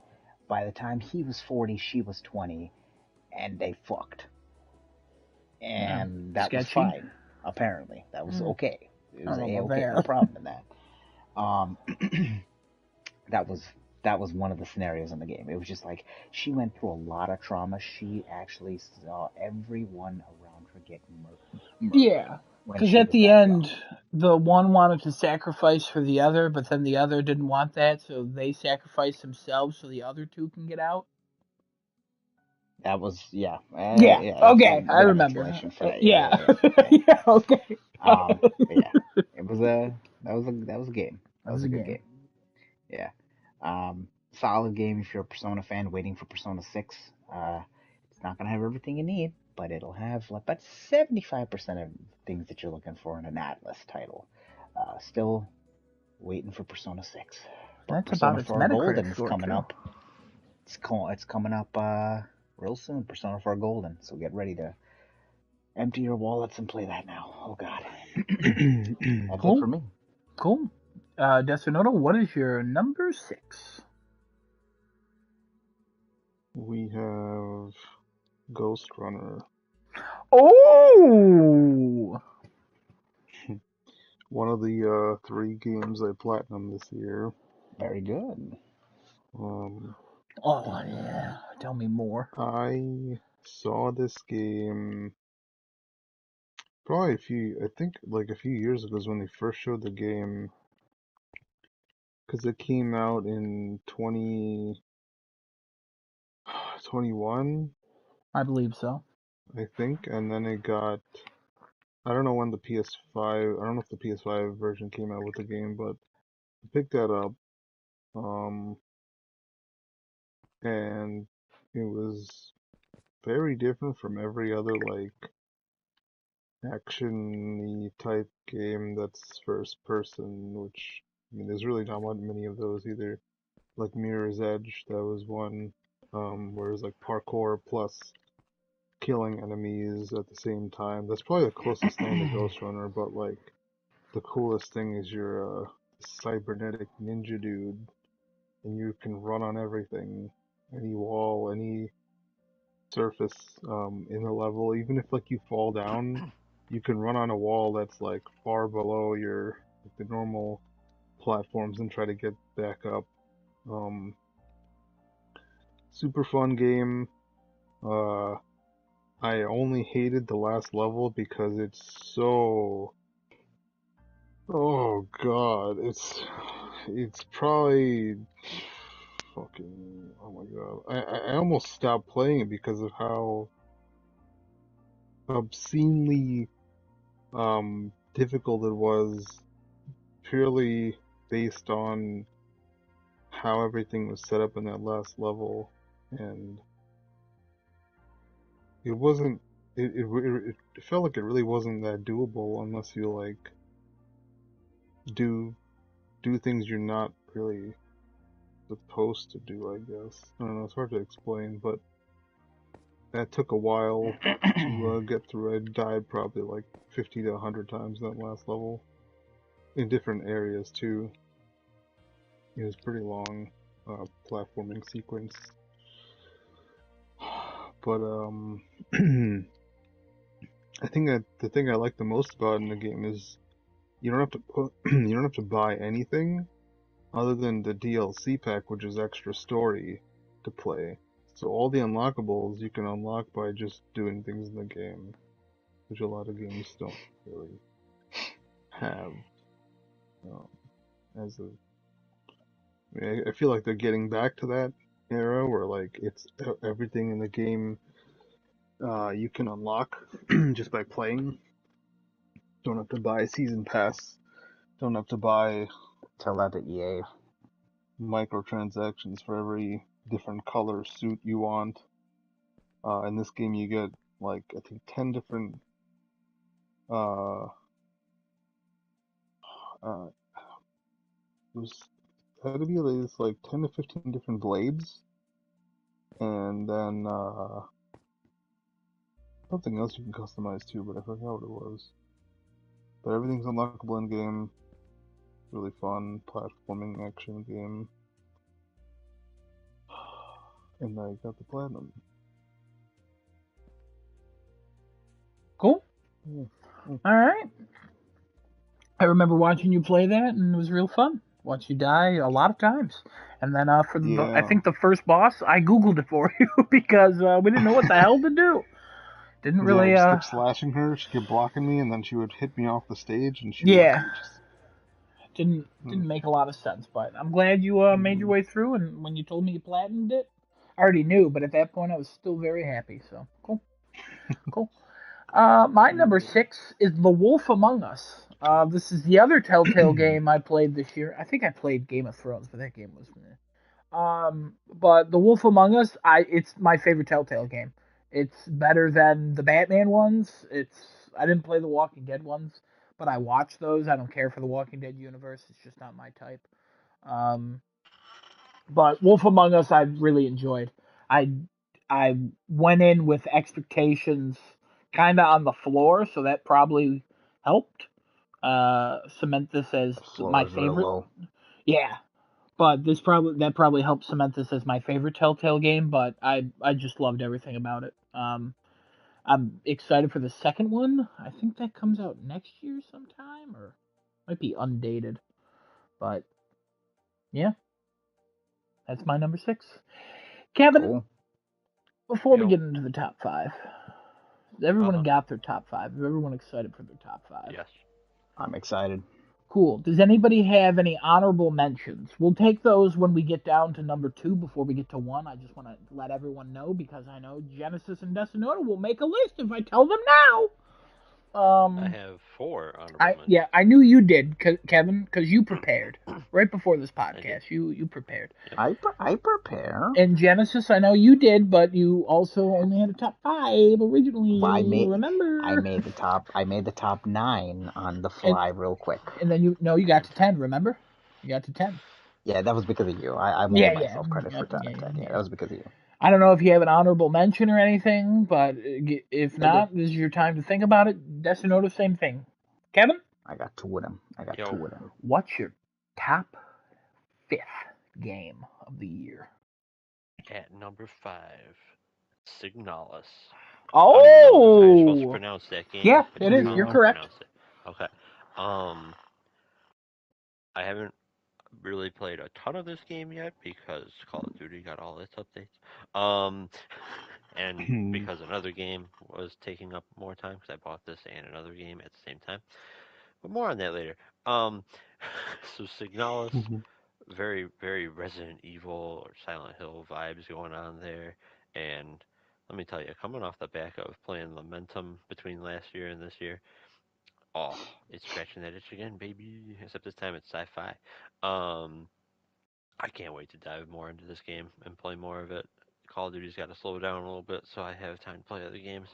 Uh, but yeah, highly recommend if you're a fan of the old school Resident Evil and Silent Hill games, this one's gonna be a winner.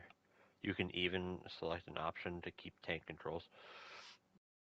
I saw I was watching a video on shit, what was it on? Oh, it was on Callisto. It was Mm-hmm. like a in-depth review on Callisto, and the girl mentioned Signalis, and I looked it up like, oh, okay, Mm-hmm. this looks really cool, and I Really think I good will game. also be picking it up soon. I wanted apparently there's a physical release coming. Oh, I think okay. in a couple months. Interesting. So Okay, okay. I was trying to see if I could wait till that, but I might just buy both maybe. I'll have to see All if right, all it's right. yeah. I think you'll enjoy it based on what I've played so far. Oh, Daddy is so good. Daddy knows how good it is. All right, that's that. Cool, cool. Alrighty.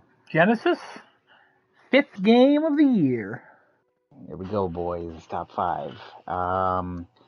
Number 5 is Tales of Arise. I had a ton of fun with this game this year. It was something that I had picked up last Black Friday, and I never got around to playing it because other things came out at the time. And obviously, Horizon came out around February time, so I was like, I gotta put this on the back burner for right now. Tales of Arise is my first Tales game that I've played. That animation style, crazy from anime cutscenes in a game. Because Persona has spoiled me with the anime cutscenes, and I want to see more. So Tales of Arise, that's something you have over Soul Hackers. There was 100% more anime cutscenes in that game, and also the difficulty level, crazy from start to finish. The way it ends up, I'm like, bro, how did I even beat this? But you feel accomplished when you're done with it. Character's great. The main character, I thought who was going to be like one of the worst things I've ever seen, was actually pretty good. I was surprised by how good the main character was. Stories about like maybe 50 to no, stories like maybe 70 hours long. When you're trying to 100% the game, just story maybe 50, so an extra 20 hours of like what do you call it, side content. And combat system, love it. Absolutely love the combat system. Thought it was great. It was a departure from the turn-based stuff that I was playing with Persona and Soul Hacker, so I was like, I'll take this. This is cool. Tales of Revier, I think, just got announced, so I don't know how that is. I'm gonna look. If it's the Falcom game, I don't want that. I like when Bandai Namco makes these Tales games because they make that cool action RPG system. As you can tell, I miss my Kingdom Hearts action RPG. I want more, but okay. But yeah, Tales of Arise, number 5, great game. Highly recommend. Very, very good Tales game. Pick it up. Cool. Desunoto, number 5. We got Horizon Zero Dawn. Oh, baby! I started this game probably 4 years ago? Let me see if I can actually probably check by the trophies. It has to be at least a few years. I would imagine it's a few years. Yeah, let's see here. Everything says 2022. You would have to see the first trophy you earned in that game. Yeah, you'd have to go back a bit.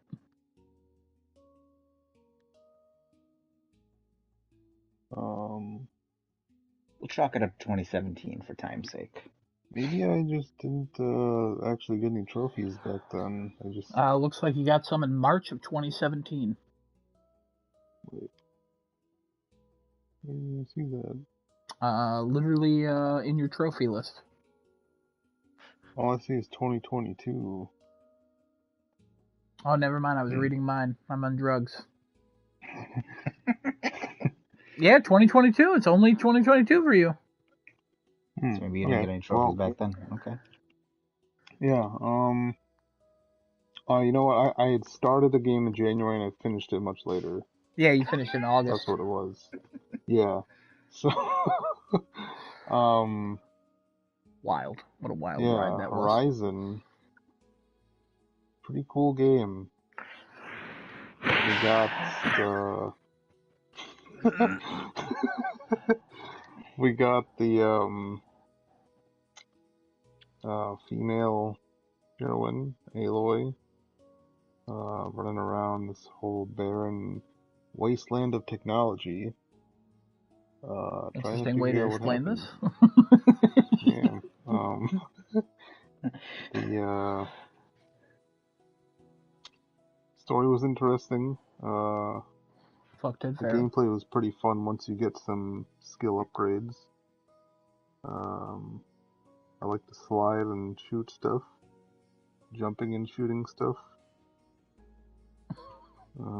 He's a man of simple things. He's a man of simple things. I respect it. Okay. Yeah, it was a fun time. Okay, yeah, there you go. Adam's favorite game on the PlayStation 4 generation. Yeah, I don't play a lot of. I feel like I don't play a lot of action adventure games. Yeah. They're really good. I mostly tend to play like the survival or horror or RPG style action games, like all the Souls games. So yeah, playing Horizon was a nice little breath of fresh air. Good. I'm glad you liked it. Now you need to play the second one. Well, let's give him some time. He's got to finish God of War first before he can There's play the other second things. one. There's other things, but I like how Adam's favorite game of the PS4 generation, Desonoto, can call it pretty cool. All right. Yeah, I'm just glad more people play that and are liking it, and I recommend it to a lot of people. I know that. And Horizon has grown into something that's amazing now. It's because of crazy people like me who are like, yeah, you might have played Horizon for like 10 hours back in the day, but play all of it and you'll love it. And then most people do, and they go, yeah, this is great. So yeah, I like one of my friends at work borrowed Horizon. He's playing it. He's like, let me tell you, I like it. It's crazy. I can't wait to play the second one. I'm all about that, right? Here we go. Here we go. Finish it up. Cool. Yeah, Also, something I used to do was something I used to do was I would pretty much sell the PS4 by talking about Horizon, and they would ask me if I ever played it. I'm like, no, but I know it's a great game. yeah, Horizon and Ghost of Tsushima, I think, are the two games that helped kick off like the wild, crazy games that we're getting now. I mean, some people will say, like, if you go back to even 2013 Last of Us, that's the one where Sony started to concentrate on, like, the story games and building their own worlds and all that. I'd agree with that. But I would say that Horizon and Ghost of Tsushima were Sony realized, oh, we can start brand new IPs and they can sell millions. And we don't have to rely on just our old IPs. And without Horizon, you don't get Ghost of Tsushima. Like a certain other company does, that they don't do anything different, and then when they try to do something different, it's garbage. Sure. Again, we're trying to keep it positive. We're trying to keep it positive. Trying to keep it positive. But yeah, so love Horizon. Can't. Interesting. Can't wait for all the Horizon stuff. There it is. That's allowed. Eating my hand. Also, fuck Ted Faro, and I had a great time watching Desonoto play Zero Dawn, whether it via stream or share screen, because I watched both ways. I can't wait to see him play. I can't wait to see him play Forbidden West in 2025. Hey man, when Burning Shores comes out, that's when Desonoto will beat God of War. Anyways, my number 5 would probably be my number 3 if it didn't have a shitty trophy. And I'm not talking about Stray. I'm talking about Slime Rancher. Yeah, I knew you were going to think that, so I just wanted to get that out of the way. Stray is actually not on my list. I'm just going to give you a spoiler here. Stray is not on my list. Oh my god. Yeah, we'll talk about it when it's on yours at number 1. So Slime Rancher, I tried it on my alt. Kevin had the pleasure of being there, and he probably remembers none of this. Where I was literally playing it as Kevin was doing his laundry, and Kevin walked away and was like, "Oh, sorry, I've been gone for like 30 minutes. Some asshole or whatever it was not moving his stuff, so Kevin just moved his stuff or whatever the hell happened that day." And I was like, you were not gone that long. And then I quit that game and immediately started up on my main profile. Slime Rancher is just, it's that, like, they're like menial task type of games. I don't know what the hell people call these. Because it's not simulation. Games that only Adam plays. It's not only me. There's a lot of people who play them. Mostly people on PC. But I like getting trophies for them. Because it makes me feel like I'm doing even more menial tasks. It's for some reason I just like that. Slime Rancher just hit that niche for me, and I love the hell out of it. And I thought it was so cool. There's one trophy that sucks, and I can definitely do it. I just refuse to sit down for 3 hours and do it. Because it's just going to be stressful. One day I will do it. I will probably do it sometime next year. But I love Slime Rancher, and I'm glad I played it. And 2 eventually will come to PlayStation, hopefully, and I will play the shit out of that too.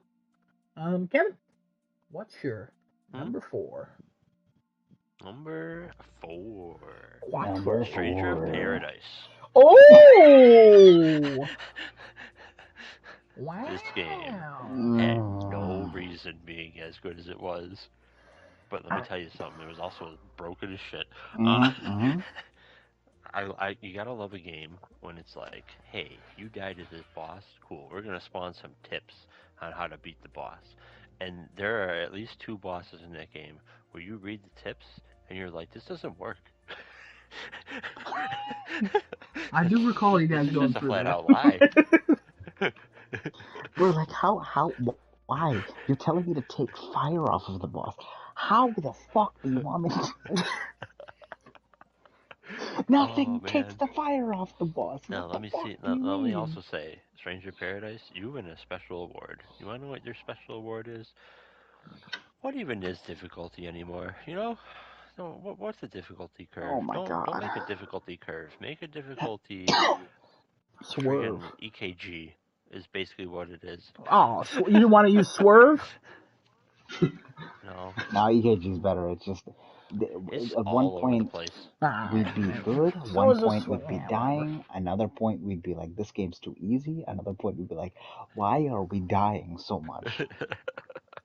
Dude, this game was so fun to play. I think that playing this game alone, I don't know why you would.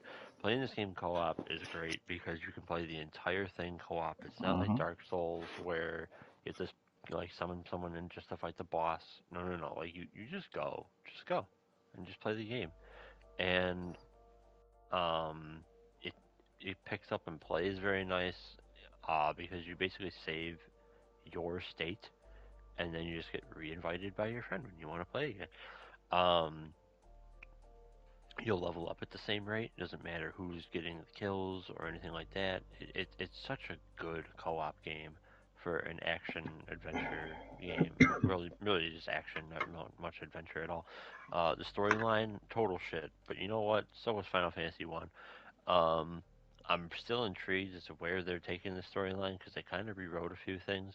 Um, I do have one thing though. Stranger of Paradise, the base game, gets number 4. DLC, negative a million. Alright, what the hell is this shit with DLC where you have to come up with a whole new difficulty level? You only can play on that difficulty level, and it's only accessible if you beat the freaking game in the first place. I was so mad when that DLC dropped. Odd Anyway, choices. Odd choices they make. like the whole community was like, why did you make it harder? Oh, Cool. Cool. I just want you to know my really good game. aneurysm is building as Horizon is number 6 and Stranger of Paradise is number 4 on your list. And some reason that hurts me internally. But Kevin, it's your list. You do Alright. you, man. You do you. Genesis. What is your number 4? All right, boys. Number 4. Call of Duty Modern Warfare 2. Oh shit! Hmm. Alright. Um, I literally only buy Call of Duty for Modern Warfare. Do you know why? Modern Warfare is the best way to display Call of Duty. Every other version is shit. And I can stand by that because I've invested so many hours into Modern Warfare 1 and now equally probably going to be Modern Warfare 2 considering DMZ and all this shit we do with Daddy. Um, on top of that, I played Black Ops 3 and Black Ops 4. Both shit ass multiplayer. Whoever thinks that those games are good, go fucking jump off a mountain. And I hope you get impaled on some of the rocks down in the bottom. Good. That is my end of my rant. The Call of Duty Modern Warfare 2, you've earned number 4 in my list. Daddy, is this high enough? Higher. Higher, okay. How about this one? That should be good. No rocks, only dirt. Sorry. Damn it. All right, once Kevin sits back down, we can continue the show. Perfect. I'm just doing what he said. Yeah, that's fair. Desinoto, what is your number 4?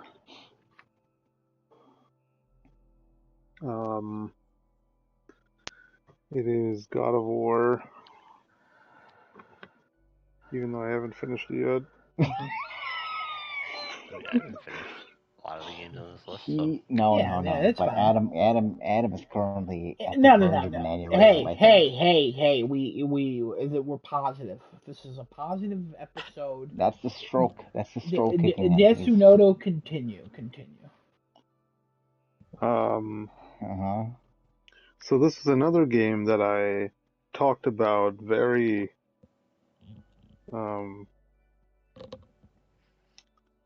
Frequently? Highly of, without highly playing. of, yes. Highly Yes, of, I okay. talked about very highly of, even though I haven't played the game. I saw what how it played and what other people were saying, and I was like, oh yes, this is the game you would buy a PS4 for. This is the game. And I finally played it this year, about 4 years after it came out. Plays really well. And I love going into rage mode to just destroy things. The visceral action combat in this game is very satisfying. The finisher moves are really, really, really cool. Very gory. Just great. Good stuff. Like a man and Story's very touching. Oh, yeah. Helps you in the fights.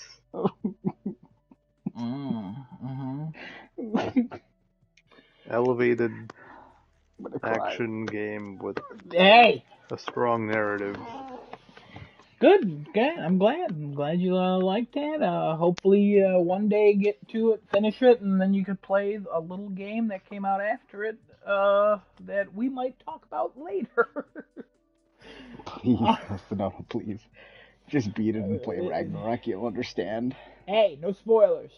I'm not. Cool. Just he don't get it. Pull yourself together. You're in the Forgotten City. This started as like an Elden or a Elder Scrolls mod, then turned into its own thing. Yeah, what? Skyrim. Why'd you say Skyrim no? Or Oblivion, I forget which. You said Elden. He said no. Elden Ring. Well, I said Elden, and then immediately corrected myself to Elder Scrolls, and then you said no. No. He said no when you said Elden. I'm on Kevin's side for this one. Oh, interesting. Okay, cool. I'm glad this is recorded. I'll text you guys later. Kevin, thank you for constantly keeping me on my toes. Number 6, Horizon Forbidden West, man. I'll always remember you. The reason I said Elder Scrolls was because I wasn't sure if it's one or the other, but I'm glad I'm not the only one who wasn't sure. But it started as a mod for some shitty PC game. Who gives a fuck? It turned into its own game, and it's fantastic. It's got a great story. It's got cool lore. If you're a fan of like the Greek mythos, you'll get a lot out of it. It's just a really cool game. It's one of those games where I actually played without looking at a guide because I just wanted to experience the story, and I loved it. I had to replay it quite a few times, and I never got bored of it. I really enjoyed the hell out of this game. If they made a second one, I'd be day one. I'd pay full price for a sequel because I fucking loved it. And nice. It would be higher, but I love 3 games more than it. And Kevin, what third game did you love more than all your other games? All right, game at number 3, Cultic, Chapter 1. Oh man, this game is the homage to old school shooters. 3D Realms came out of friggin' nowhere and it was just like, here, we're gonna drop this game. Peace out, bro. They did a very good job. It has everything that it needs to have and then some. This game plays like Blood used to. It's been modernized a little bit. The controls are a little bit better. Um, you have lore in the game as found by in like Resident Evil Note style, where you could totally miss a lot of this crap. You got to look around. You got to open up filing cabinets and stuff, and you pull out files and folders and all this other junk you can read through. Typewriters. I love this. Typewriters actually work. There's notes in typewriters you can read, and if you push the keys on the typewriter, it will work. You can't advance to the next line, but whatever line of text you type will be on that note. Um, and it's the shooting, the combat, the weapon upgrades, the everything. Oh, it's so good. The graphics. Oh, so old school, but so sharp. Um, I can't wait for more. There's gonna be more. There has to be more. This game got insane reviews, sold like hotcakes. And it has chapter 1 in the title, so there has to be more. And I can't Ooh. wait. I'll be buying it as soon as whatever comes out. Fun fact, Cultic was on our list of games to review, but then it was removed from the release date schedule and then Shadow dropped. So we got fucked Yep. over on that. Yep. Also, 10 out of 10 on Steam, which is wild. Yeah. With 2,000 over It almost deserves it. 3,000 reviews. Also, 79 on Metacritic. What the fuck? What's going on there? What a mix. So seems cool. I don't know. Seems cool. Genesis, what do you know? Do you know your third game? What do I know, my friend? I know of my third game. My third game is Returnal. Oh, I knew this was gonna make an appearance. Oh, I'm. Returnal I have a. is such a surprise to me because Adam swore that I would love this game and I would be into this game. And you know what? When he's right, he is damn fucking right. Wow. This Very game rare. was amazing. Call it No, DF right. it's more often than you think.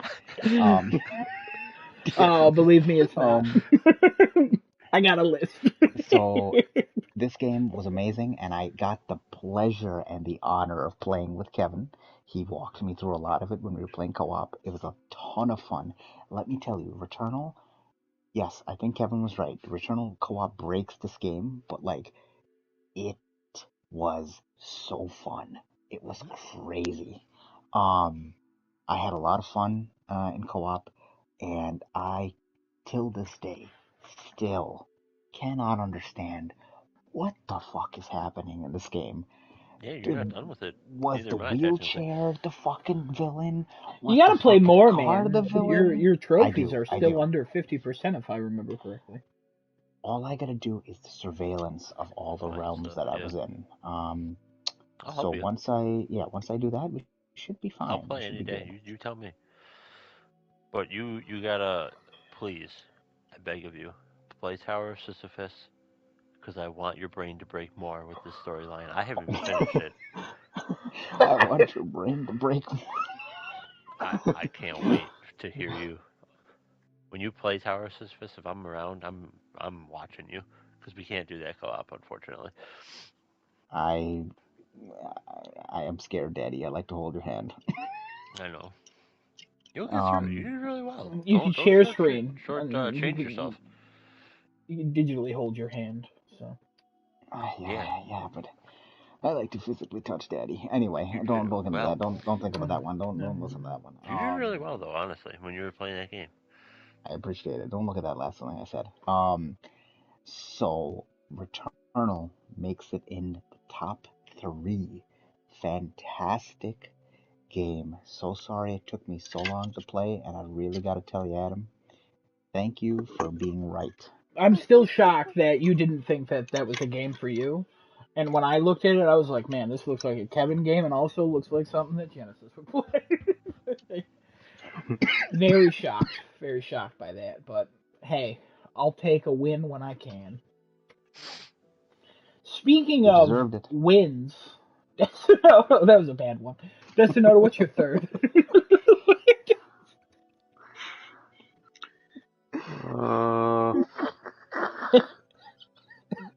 Let's see. Well, this is a game I've been playing since I got my PS5. Why is that one hitting me so hard? What the hell? Why is it making me laugh so I much? don't Speaking of know. wins. I don't know.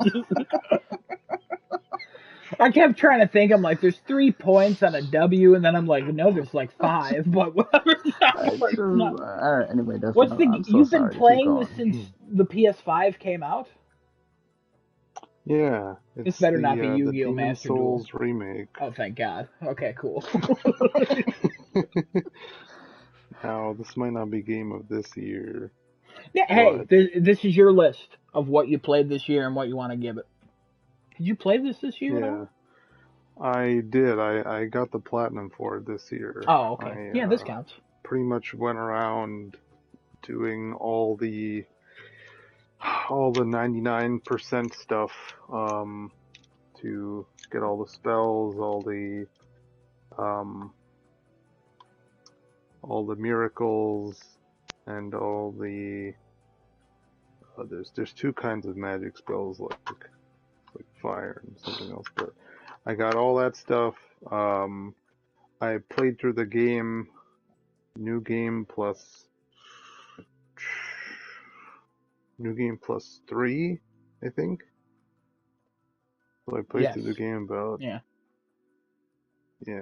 3 or I think I did 3 entire playthroughs to pretty much get all the spells and miracles and gather all the necessary boss souls to exchange for all of those spells and miracles to get the trophies, and also get enough of the copper coin, I think. There's a coin you get from going through the mirrored worlds, through the entire game, that are just scattered around in boxes in random areas. I did all that to get the super special Penetrator. This originally on the PS3. It was an original PS3 game, and it was so cool to see how they completely redid the entire game from the literal ground up, from every texture, every model, and every animation. Every single particle you see in the game was redone. So cool to see all that. People still rip on it for being a PS3 game for no fucking reason. But, yeah, this was like probably the first glimpse of what like a next gen PS5 game could look like, I feel like. Still one of the best looking PS5 games, I would say. I would agree. Yeah, it's so crazy what Bluepoint did with a game as old as Demon Souls.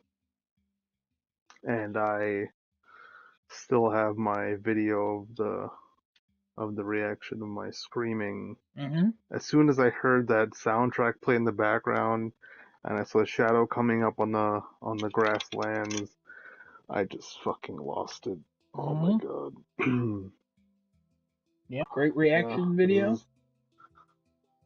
I watched that. Born. And this channel, if you haven't checked videos. I haven't posted one up in a while, but sponsored by Destiny. There are some there. Also sponsored by Campbell's. Absolutely. How'd we get this? We don't know. This one was a special one. Kevin worked hard for this one. I did. Took my shirt off. Yeah, and Daddy Chef Boyardee was like, look at this man. And then pour it all over you. Proceeded to... Yeah. That's what he did. That's what he did. Oh, man. Well, all right. Interesting conversation there. That's cool that Blue Point did that. Let me know when they make something original. You know, that's a reference. Genesis, you get it. Oh, I get it, and I hope that Yeah. reference is. Speaking of blue things, the ocean, Subnautica Below Zero is my number 3. um, this is What a segue. Kevin. Their segues are here, and they're semi terrible. Speaking of semis, you kind of get a truck in Subnautica Below Zero. Oh my god. What Thank a you. reach. Speaking of You reaching, mean a reach the truck around? you can attach your one robot that has a reaching claw. It's really useful. It's kind of like a sequel to Subnautica. It's a little bit shorter. I would say it's mostly like a Miles Morales. But I love Subnautica. And I loved Subnautica Below Zero even more. And it's just awesome. It's another one of those you're just exploring, you're getting resources, you're building bases, you're doing all this shit. Oh my god, I could play that game forever, but I platinumed it in like 14 hours because I'm a speed demon. um, It's true. and You are a speed demon. yeah, I don't know how. I don't know. I just You do do a speed. bunch. Yeah, that's it. But I love Subnautica Below Zero. I'm glad the studio is getting more work. They're currently working on like a chess type of game, or like that one game where you can paint your like character pieces, and it's like a chess game, not chess, like a Yeah, board I know what game you're type talking of about. thing. Yeah, and I'm Yeah, glad it's they're like doing that. But God, I would love them for them to make like a giant Subnautica game. Just oh, give me it, or like anything else. But whatever. Subnautica live service game. I probably would try that and play that. Because Subnautica is Subnautica cool, but if you could porno. do multiplayer in Subnautica, I would. What?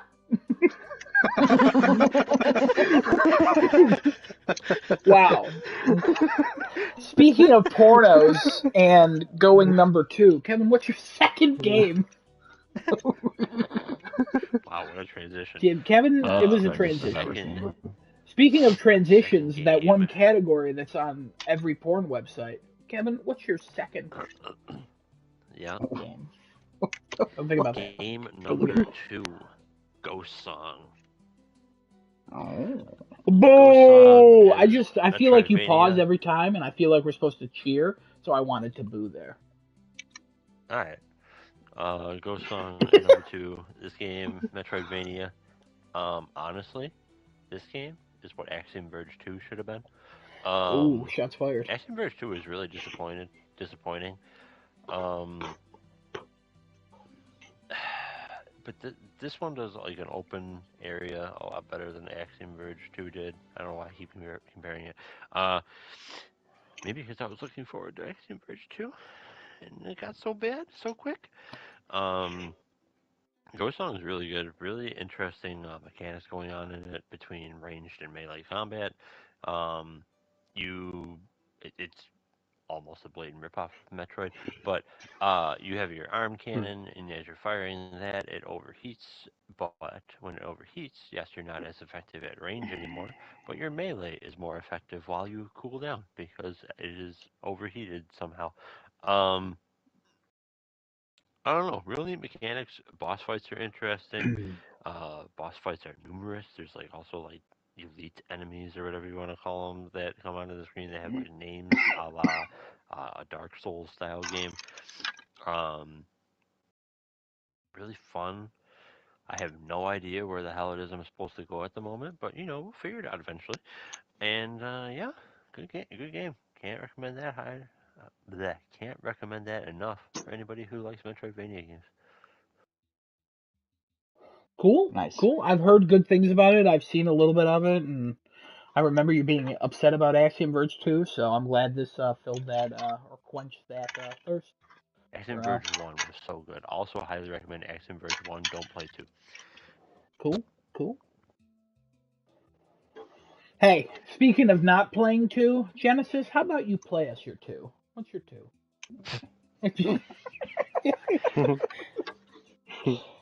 All right. Number 2. Horizon Forbidden West. Horizon Forbidden West is legitimately one of the greatest games I have played on the PlayStation 5. The combat, to the graphics, to the story, to character models, everything was taken from Horizon Zero Dawn and literally just pumped up to 100, and it looked gorgeous. Like Amazing. Pump up those lips.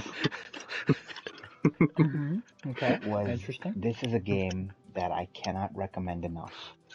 There is almost nothing wrong with this game. Whether you are looking for an action-adventure game, whether you're looking for a good story, whether you're looking for the fucking prettiest game there is on PlayStation 5, go play this game. Because more people need to understand that Horizon is going places. Horizon is a great fucking franchise. And they've made beautiful work with this game. My favorite part in this game, the fucking takedown of some of these machines, including the big one that you see post-game, is insane. Just beautiful. Oh my god. Ted Farrell, fuck you. Fuck Ted Farrell. Yeah, let's. Hey. Fuck Ted Farrell. Fuck Ubisoft. Hell yeah.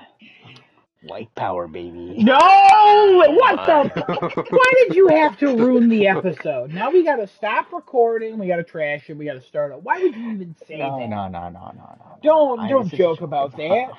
Don't joke about that. Joke. Oh my god, that was obviously a joke. I just want to get that out there. If Ubisoft and fuck Ted Farrell. Yeah, those aren't jokes, but come on, man. Those people who really believe that, they would hate you. So I know. Yeah. Since you're not white, I don't look white enough. Kevin, he might be the one killing us, if I'm honest. Speaking of murder, how about you slay us with your number 2, Decino? Wow. Transitions are great. It sounds like number 2. Number 2, we got I swear Elden to God, Ring. I swear I'm gonna kill you. I'm gonna hang you, and I'm gonna beat you senseless. Whoa. He's gonna. Yeah, I know what he's gonna put as number 1. Adam already called it. I know what your number 1's gonna be, and I'm actually surprised you're missing a game that I'll ask you about after. Am I?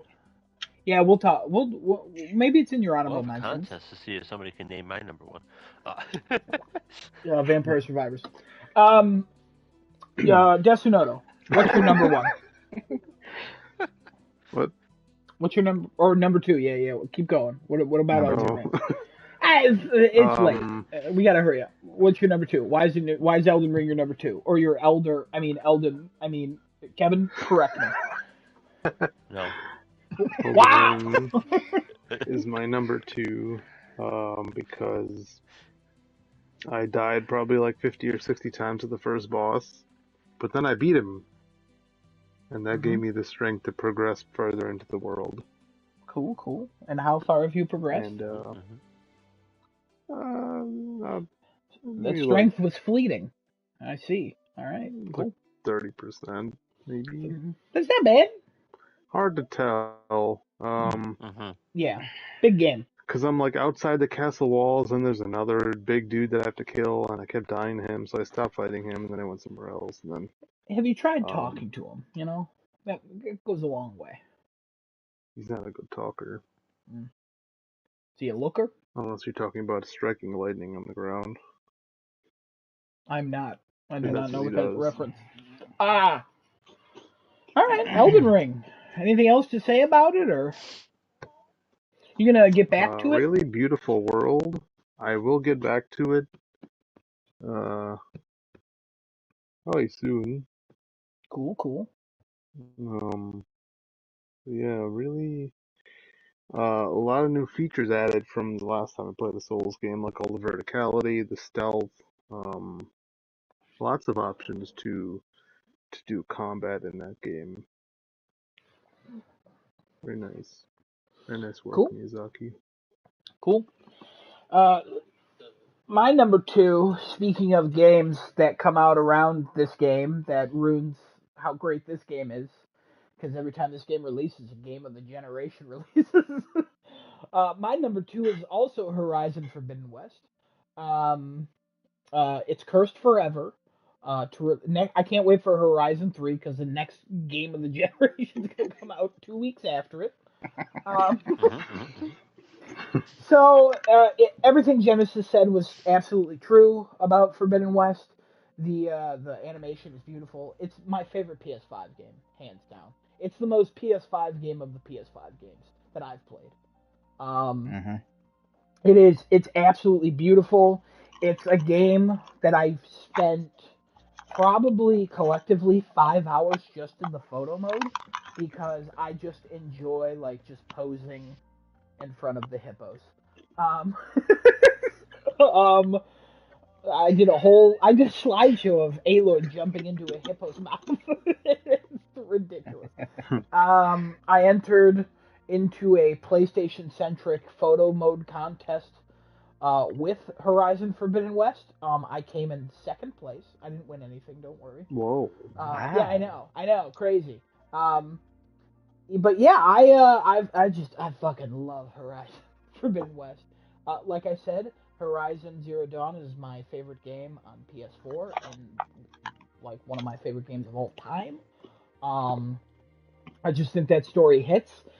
The reason this is number two is because uh, it's not the conclusion to Aloy's story, and it's not the conclusion to this obvious trilogy, if not more. It's clearly a stepping stone, but they have stepped so high. Also, special shout out to this game. It's my favorite platinum of the year. Um, I literally spent 120 hours or so with this game and got that platinum, or 80. I don't know. I don't remember. Uh, whatever amount of time I spent, it flew by, and I loved every second of it. A lot of hours. Yeah, yeah. I cannot wait for the DLC, but that's spoilers for next week. So, yeah. Speaking of spoilers for earlier in the year, Kevin, what are some of your honorable mentions before your number one? Ooh, honorable mention time. I Yeah, got honorable four. mention time. In no particular order, I'll rapid fire through these. Rapid fire them. Multiverses. Multiverses, very very fun game that actually can compete with Super Smash Brothers. I firmly believe that it has a very similar formula. Um, Except I think the roster is a little bit more diverse than Smash Brothers is because they started getting real samey. Um, I mean, look at the Fire Emblem characters. And yeah, that's basically multiverses. Back for Blood gets an honorable mention because the DLC has literally breathed new life into that game and made it worthwhile with play. Um, DLC is going places. There's a new one dropping soon, or it just did. I downloaded something massive like a week or two ago for this game. So we have even more fun stuff to go into there, Genesis, and go in blind. Mm-hmm. Um, we what else did I write down? It's getting too dark. Returnal DLC. Uh, oh my gosh, Tower of Sisyphus is so fun. I still have to beat it. I think I need to get to the final boss, the final Algadon or whatever his name is. Um, and then I need to I don't know what else I need to do. There's three more poppies, two or three more poppies I need to get, and then I'll have completed that as well. Um, and then my platinum of the year. I persevered and I had so much fun with this game, playing through a lot that I've already played through, but then playing the new chapter from Machine Games. I really hope that they actually do a reboot of Quake. The Quake remaster is so good, and Quake is so much fun. I I had my doubts that I could actually beat it on Nightmare, and then I started playing around in Nightmare, and I realized this is not like Nightmare and Doom. This is actually doable, and I stuck it out, and I got that damn platinum. I beat every Quake on Nightmare, and I did all the other extra little trophies, including not taking any damage in one of the levels on Nightmare difficulty. Um, yeah, real fun. That was a fun time. There's my honorable mentions. Who's next? Genesis is next, based on the thing we've been following for the last hour and a half. Genesis, what is your? Oh, yo, you're right. What are Okay, your honorable mentions? I gotta ask, what game did I miss? Tell me your honorable mentions first, and then I'll tell you. Oh, Jesus Christ. Okay. Honorable mentions. Back for Blood, like Kevin mentioned earlier. It was a lot of fun playing that game with him.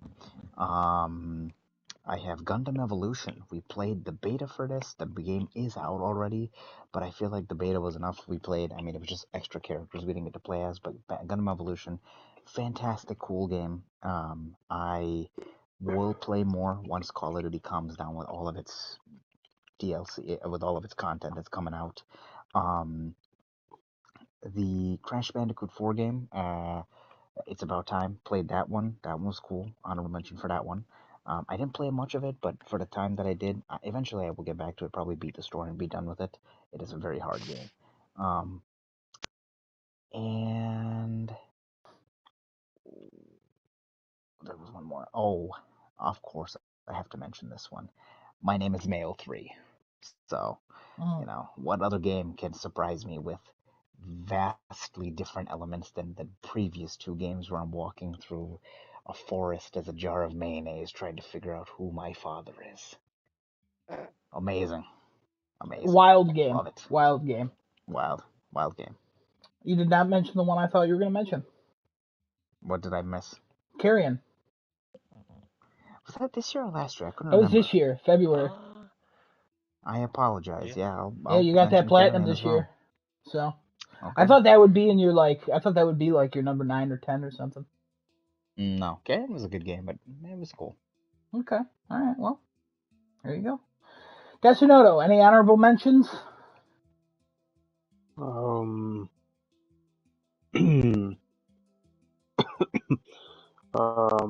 think so. Cool. All right, that's fine. My honorable mention, Tome. That was free on the PlayStation Plus Extra. You just take pictures. It was a little cartoony. It was adorable. I did that, and I got the platinum, and then there was some DLC, and I got that. And then I also want to say my honorable mention is also Forbidden West because it just doesn't get enough credit because of other games that came out this year. So I'm just going to throw it in here. Does anybody have any dishonorable mentions? We won't go too deep into this. Dishonorable mentions? Yeah, ones where you're like, we're not doing a top 10 what we hate, unless somebody wants to do their top 10 of what we hate, but it's kind of late, and I don't feel like doing that. It's all the Assassin's Creed for me, from top to bottom. That you played this year, sir. Well, stop. Hey, tip. Stop playing them. That'll do that. Anybody have anything that they played this year and they're like, fuck that game? A dishonorable mention. I didn't have one of those. This year? It might have been. I feel like that came out like January. A dishonorable mention for me, Avengers. Yes, it did. Dishonorable mention. That game got real bad real quick. All right. Avengers. Adam and I tried to do that again. Wasn't fun. Yeah, I won't even give that a dishonorable mention because it's not shit enough to be shitty, and it's not good enough to be good. Cutie's hacked. It's lies. Heresy. All right. Very clickbaity game. Gameplay sucks. I got another dishonorable You can just fail everything and you get all the pictures. Oh, God. And there's only 3 characters to look at. Okay. Sucks. You don't have to get so heated about it, Jesus. I just want to say real quick, I forgot to just agree with Genesis about Crash Bandicoot 4. I did play that. That's an honorable mention. My one dishonorable mention is Balan Wonderworld. I actually played this. I got 4 levels in, and I was like, oh, this is as bad as people say. This is literally trash. And I fucking hate everything about it. And then I only have one other dishonorable mention. It's not a game, it's a trophy. It's called Can't Catch Me. It's that stupid trophy in Stray. Fuck that trophy. If that trophy wasn't there, Stray probably would have been my number 7 or 6. That's how much I hate that trophy. I got 2 more dishonorable mentions. You do it up. My first one, Payday 2. The worst waste of my You know, time that I've ever played. I looked at that too, and I was like, he's got to mention it. Adam, did we play that, or was that me and Kevin? We played that. Play it. Yeah, we played that. I played Payday 2. Yeah, I played absolutely. Payday 1. It was bad enough. See, fun story. We asked Kevin, and Kevin was like, "I've played Payday 1. I'm not playing Payday 2." So very funny how that just repeated again. Again, I'm in the hell. Consistent. It's just looping. Consistent. Consistency is key, and Kevin can unlock every door. But yeah. My other dishonorable mention, Kevin. Titanfall 2. Oh, interesting. You disagree. Really? Hard disagree with that, you son of a bitch. That's your fault. That's your fault. Fuck that platinum. Fuck that fucking trophy. That's absolutely your fault. You have to beat the shit ass. Listen, you mentioned a dishonorable mention for fucking Stray with that one trophy. I'll mention the same fucking thing. But you didn't have to do that trophy. You weren't trying to get the platinum. You literally started the game and got stuck on that one trophy. The first trophy. Because you got stuck on the first trophy. I was doing a platinum run on that game. I already started that game before. I was playing for a while. And I was trying to do the fucking platinum run of that game. Fuck that trophy, because I'm not having it. Fuck Titanfall 2. Fuck that game. Honorable mention, Titanfall 2. I played it last year, but I want to mention it as an honorable mention just to negate you. Because that game's awesome. It's got a cool single player. That trophy does suck. And also, hey, you made a new friend, all right? You made a new friend. I don't know where he is, and I can't speak English. That was very funny. Anyway. Speaking of dishonorable mentions, they're over. Now we go on to the second part. Kevin, what's your number one game of the year? Number one game of the year. Oh boy. Oh boy, what could it be? Oh, okay. What a shock. Vampire Survivors easily takes this. This game came out of nowhere. It is a literal steal. You are stealing from this company when you buy this game. They only charge like $4 or $5 for it. That's no. What? Why? Why are you doing that? All right, come on, be good to yourselves. You deserve more money. Release some more paid content so I can give you more money. You're releasing DLC for $2. Pieces of shit. Raise your prices so I can give you more money. No, this game deserves a lot of praise because, man, I didn't know that you could make a game that literally has move up, left, right, down, and then click on buttons as they appear in like choice things. That's it. Those are the controls. And man, it one of the freaking best games I've played in my life. It's just so interesting, and there's so many ways to build your character. There's so many characters in general in this game. You can play as a fucking tree, and then you don't have to move at all. There's no buttons to push anymore. There's a podcast episode where you go in depth about that. So yeah. Oh my god, this game, it just keeps getting better. For context, the reason I looked up that other game, I think it was Signalis or whatever, I looked it up on not Signalis, it was something else, where I looked it up just to show you that almost 3,000 reviews on Steam, 10 out of 10, right? Oh, Cultic. Yeah. Cultic, yes. The reason I looked that up, because I knew what Vampire Survivors was. It's about 162,000 reviews, also a 10 out of 10 on Steam. Yep. This is a game where, if you follow any games journalist, this is the game of the year, and for some reason it got no love at the Game Awards, which is shocking. It didn't, yeah. I think it won like some small thing, but like... It did. There was one award that it won. Yeah. Was it indie? No, it wasn't indie game. It was something so small. Yeah, it should have been nominated for Game of the Year, if I'm honest. Mm-hmm. And it should have maybe won. It is something that pops up a lot. It's not anything I would care for. It's just not for me. But it's something that I've only heard good things. I've never heard anybody say anything negative about it. I mean, I've literally never heard anybody say anything negative about it. It's just so shocking because it's such a simplistic idea, but it's executed perfectly. You know what this game, not Game of the Year, I don't think it's really like a game of the year material, but if there was a award for like best direction, best like game direction or development idea, I don't know, like Well, innovative game, I best guess, or direction was an award. was it? It should have Yeah, got that. game direction. Elden Ring got it. Yeah, no, I mean Elden Ring, sure, okay, but like they're already following the Dark Souls formula. This game, oh my god, I can't stress enough. It came out of nowhere. It is the most simplistically played game, and yet the depth is absolutely massive, and there's so much to unlock. Every time you get an achievement in that game, you unlock something else. There are weapons to unlock. There's characters. There's dozens of characters at this point to unlock. There's levels to unlock. There's all kinds of stuff in this game. Play it. It's only $5. Hell yeah, hell yeah. I'm actually gonna let Desunoda go next. Because I feel like Genesis and I will have equal amount of things to say about our number ones. So Genesis or Desunoda, what's your number one?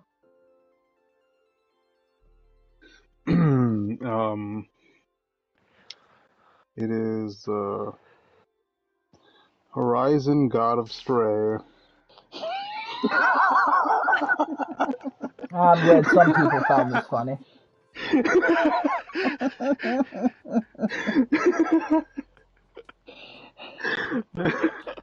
I gotta be honest, for coming up with a fake title, you followed proper form for all three. So, respect that. Horizon came first, God of came second, and Stray, yeah, okay. Horizon God of Stray. Tell us more about this Horizon God of Stray. And Genesis, have you watched Joker? Speaking of titles of real things? No.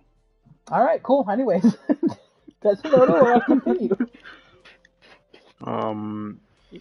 It has to be the game that I was most anticipating ever since I saw it at the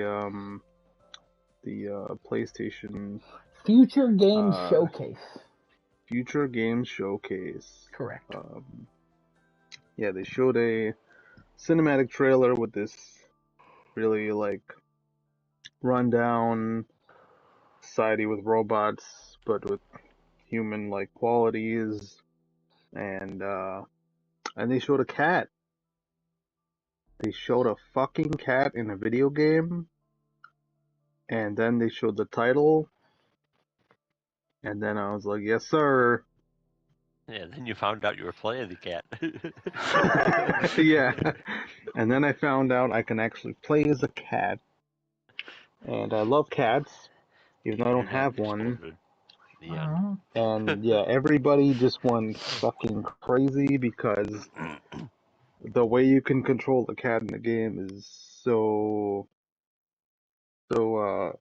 intuitive, so Mhm. lifelike, at times, from going to sleep, to just like crawling up buildings, scaling, different structures, jumping, um, doing everything cat does essentially. It made all my expectations, exceeded them, exceeded others, and I had a blast playing it. Played it through twice, got the platinum. Um, yeah, just game of the year. Cool. Game of the year. Cool. Love these lists. I love how Vampire Survivors and Stray are on here, along with like Elden Ring. We got a good mix of games. Speaking of a good mix of games, Genesis, what's your number one game of the year? That's probably different from my number one game of the year. Okay. It is with a heavy heart and very difficult for me to explain why this is my game of the year. Very difficult. I just, I can't, We'll say it together. We'll say it together. Callisto Protocol, I knew it. Kevin, I don't know if I was going to make a joke, but I'm not anymore because that was fantastic. So Callisto Protocol, yeah, it definitely hit me as I was playing it. I was like, wow, this is the most Callisto of Protocols. And I cried like 4 times. I just straight up sobbed. Anyways, Genesis. Anyways, Genesis, what's your number 1? Oh, man. I don't think, and I think Adam can agree with me on this, I don't think there will ever be a game like this ever again. I mean, I have. Oh my god, I can't speak anymore. I'm This game broke him. No, I'm trying to word this in a did. way that makes It sense broke him. without ruining things in the game, because I know what Genesis is saying, and I can't describe this feeling without giving key plot details away, because I think we could experience this, but at this level, I don't think it's possible. This game, Did that make sense? I I don't, think that made sense.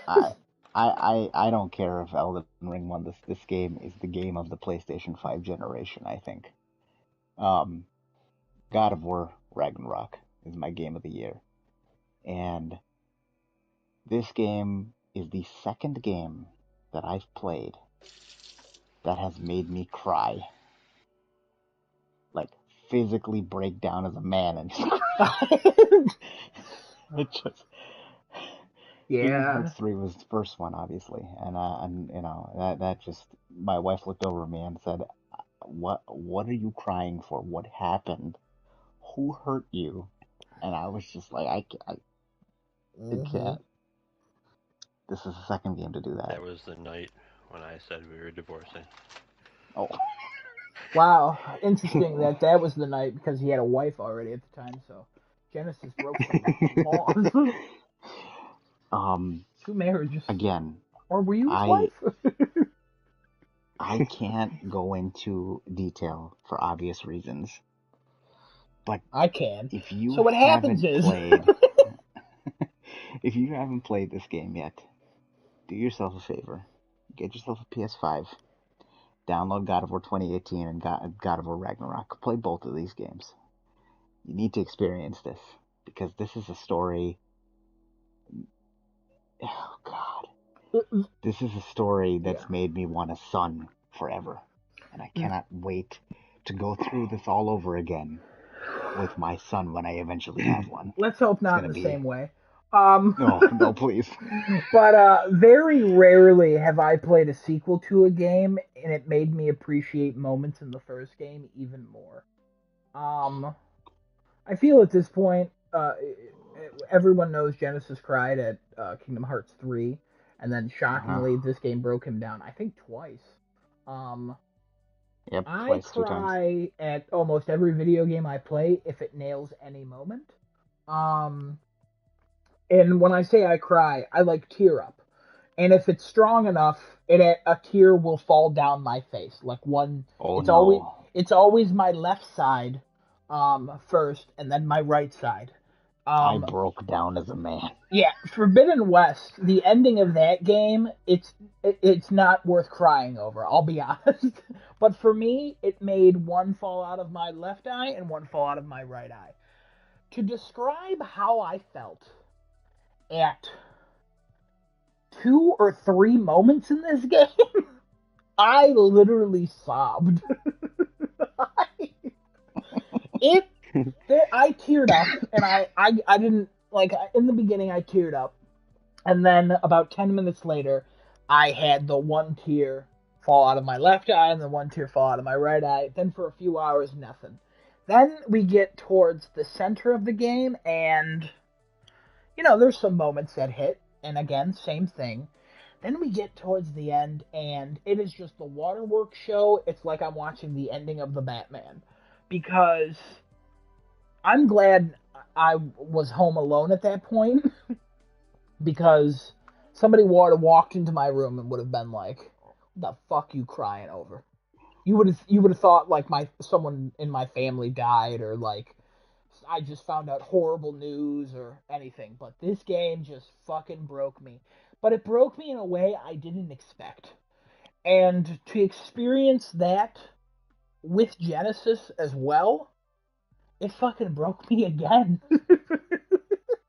As I watched him play.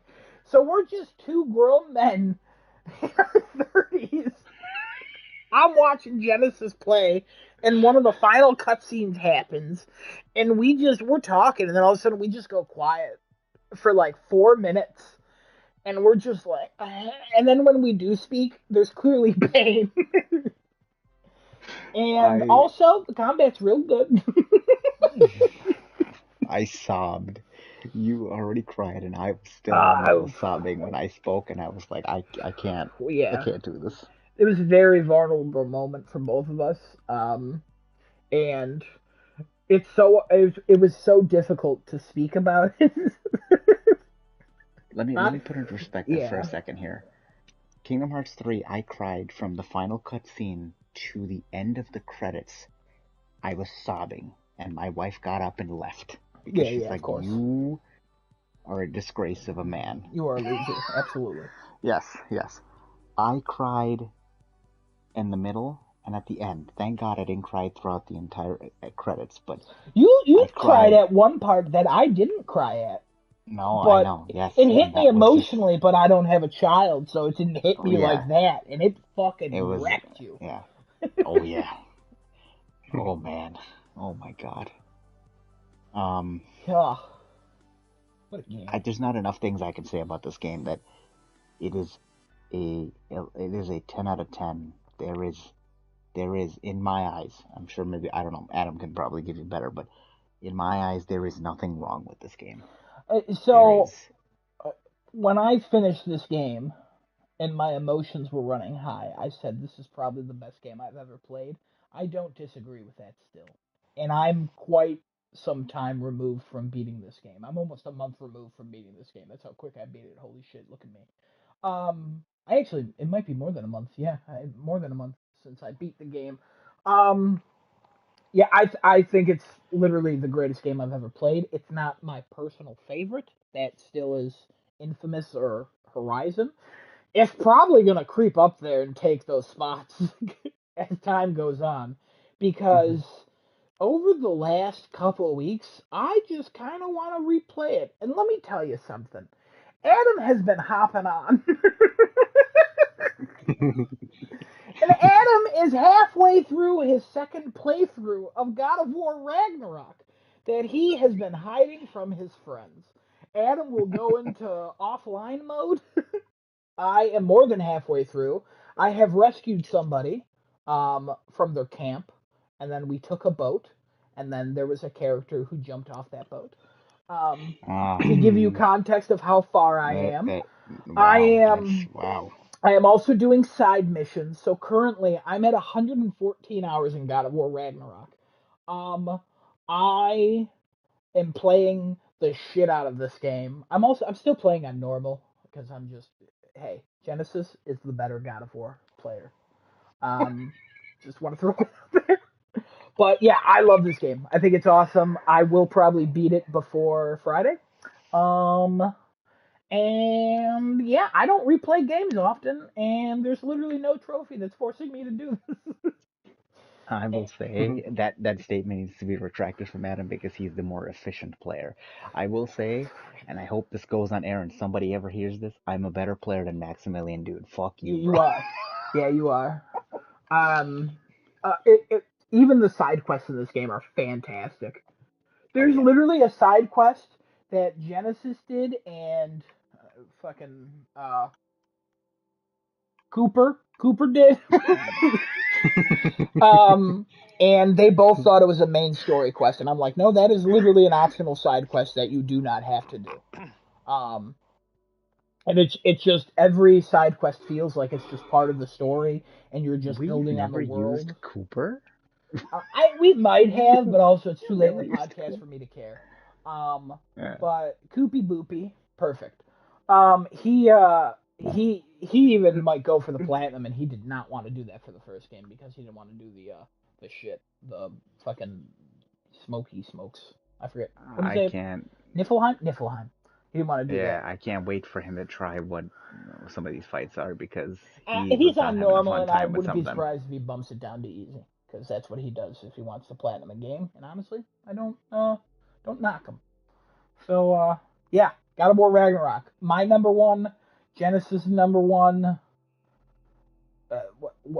It's wild how good this game is, even with all the hype we had and all the predictions we had. It didn't do all of those predictions, and yet somehow it still exceeded my expectations more than I could have ever thought. Also, the performances, holy shit. And oh my god, the Christopher Judge, facial you deserve the animations on award. some of these fucking people. Also, You deserve the award. Christopher Judge deserves the award, but also there's not one character or voice actor that sucks. Every single one puts in a performance that is better. God of War Ragnarok's worst performance is a shitty game's best performance. Like, it doesn't make sense. It doesn't make sense, the quality that is in this game. And also how much side content there is. And also, I love it, and I'm sad, and I'm hurt, and a hole. All right. Any comments? Anything else? That's it, I think. Everybody's got everything out of the way, and yeah. Fun story. If this didn't go long enough, I brought up like news stories about like what's happened this past year. And I literally only searched like January through March, and I found PSVR 2 specs were revealed, Spartacus was rumored, Microsoft bought Activision/Blizzard, and Sony acquired Bungie. And they announced they wanted to do 10 live services. And once I got to March, I was like, I'm good. We don't need to talk about all that because that's too much. And that's a lot. Yeah, and also this went super long, so. Congrats, everybody, on your top 10. Any other comments? Any lasting comments? Kevin, you got anything else to say? I'll take that as a no. Tesunoto, anything else to say? Horizon God of Stray. Genesis, anything else to say? Man, it's been a great year to be a PlayStation gamer. I look back at 2022 and I'm real glad I'm a PlayStation gamer. I gotta give you that. Xbox people, you'll have your year. I'm sure you will.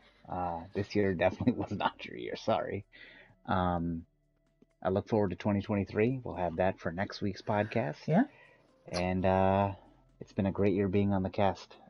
Couldn't have had a better time with all you guys here doing this podcast. Hopefully, we'll keep doing it next year as well. Well, there's no doubt that we weren't going to stop next year, but now he said hopefully we keep doing it next year. A little bit of doubt. There. Well, I'm just saying. I hope nobody's getting bored or anything like that. I would love Kevin, to are you getting bored? Absolutely. No. Oh, thank God. I was like, if you started jumping, I would have been like, was this no or yes? No. I got a question for Genesis. Hey, do you like side-scrolling beat-em-up games? Let me tell you about this story about this. He's gone. All right, with that, oh, Kevin's dead. He took Kevin down. He took him down and he killed him. He's dead. He's dead officially. That's it. It's over. Are you building a? I don't know where this came from. Are you building a gravestone for him? Is that what you're doing? Anyways, where did this come from? You can find this podcast on a computer locked in a basement in 1998 or Windows 98. Who the fuck knows? Something about a Pakistan game cartridge that had 75 games. Gotta be honest, sounds illegal. But hey, welcome to the podcast where we do illegal things. Genesis, take us home. Thank you as always. Thanks for a great year of 2022. We'll definitely be looking forward to even more memorable stuff in 2023. The reason why we're saying this now is because next podcast is really going to be about our hopes and expectations of 2023. So for us, we're pretty much closing out 2022 with this one. So we'll see you guys next week, same time, same place. You catch us on twitch.tv/craftingachat, youtube.com/starting too late with 2 R's. Hope everybody had a great 2022 as well. If anybody's watching, obviously drop your game of the year of 2022 for us, and we'll talk about it next week if anything. If not, everybody stay safe. I just realized that we broke the rhinestones, so that's the note of hair went down. Mine didn't go down.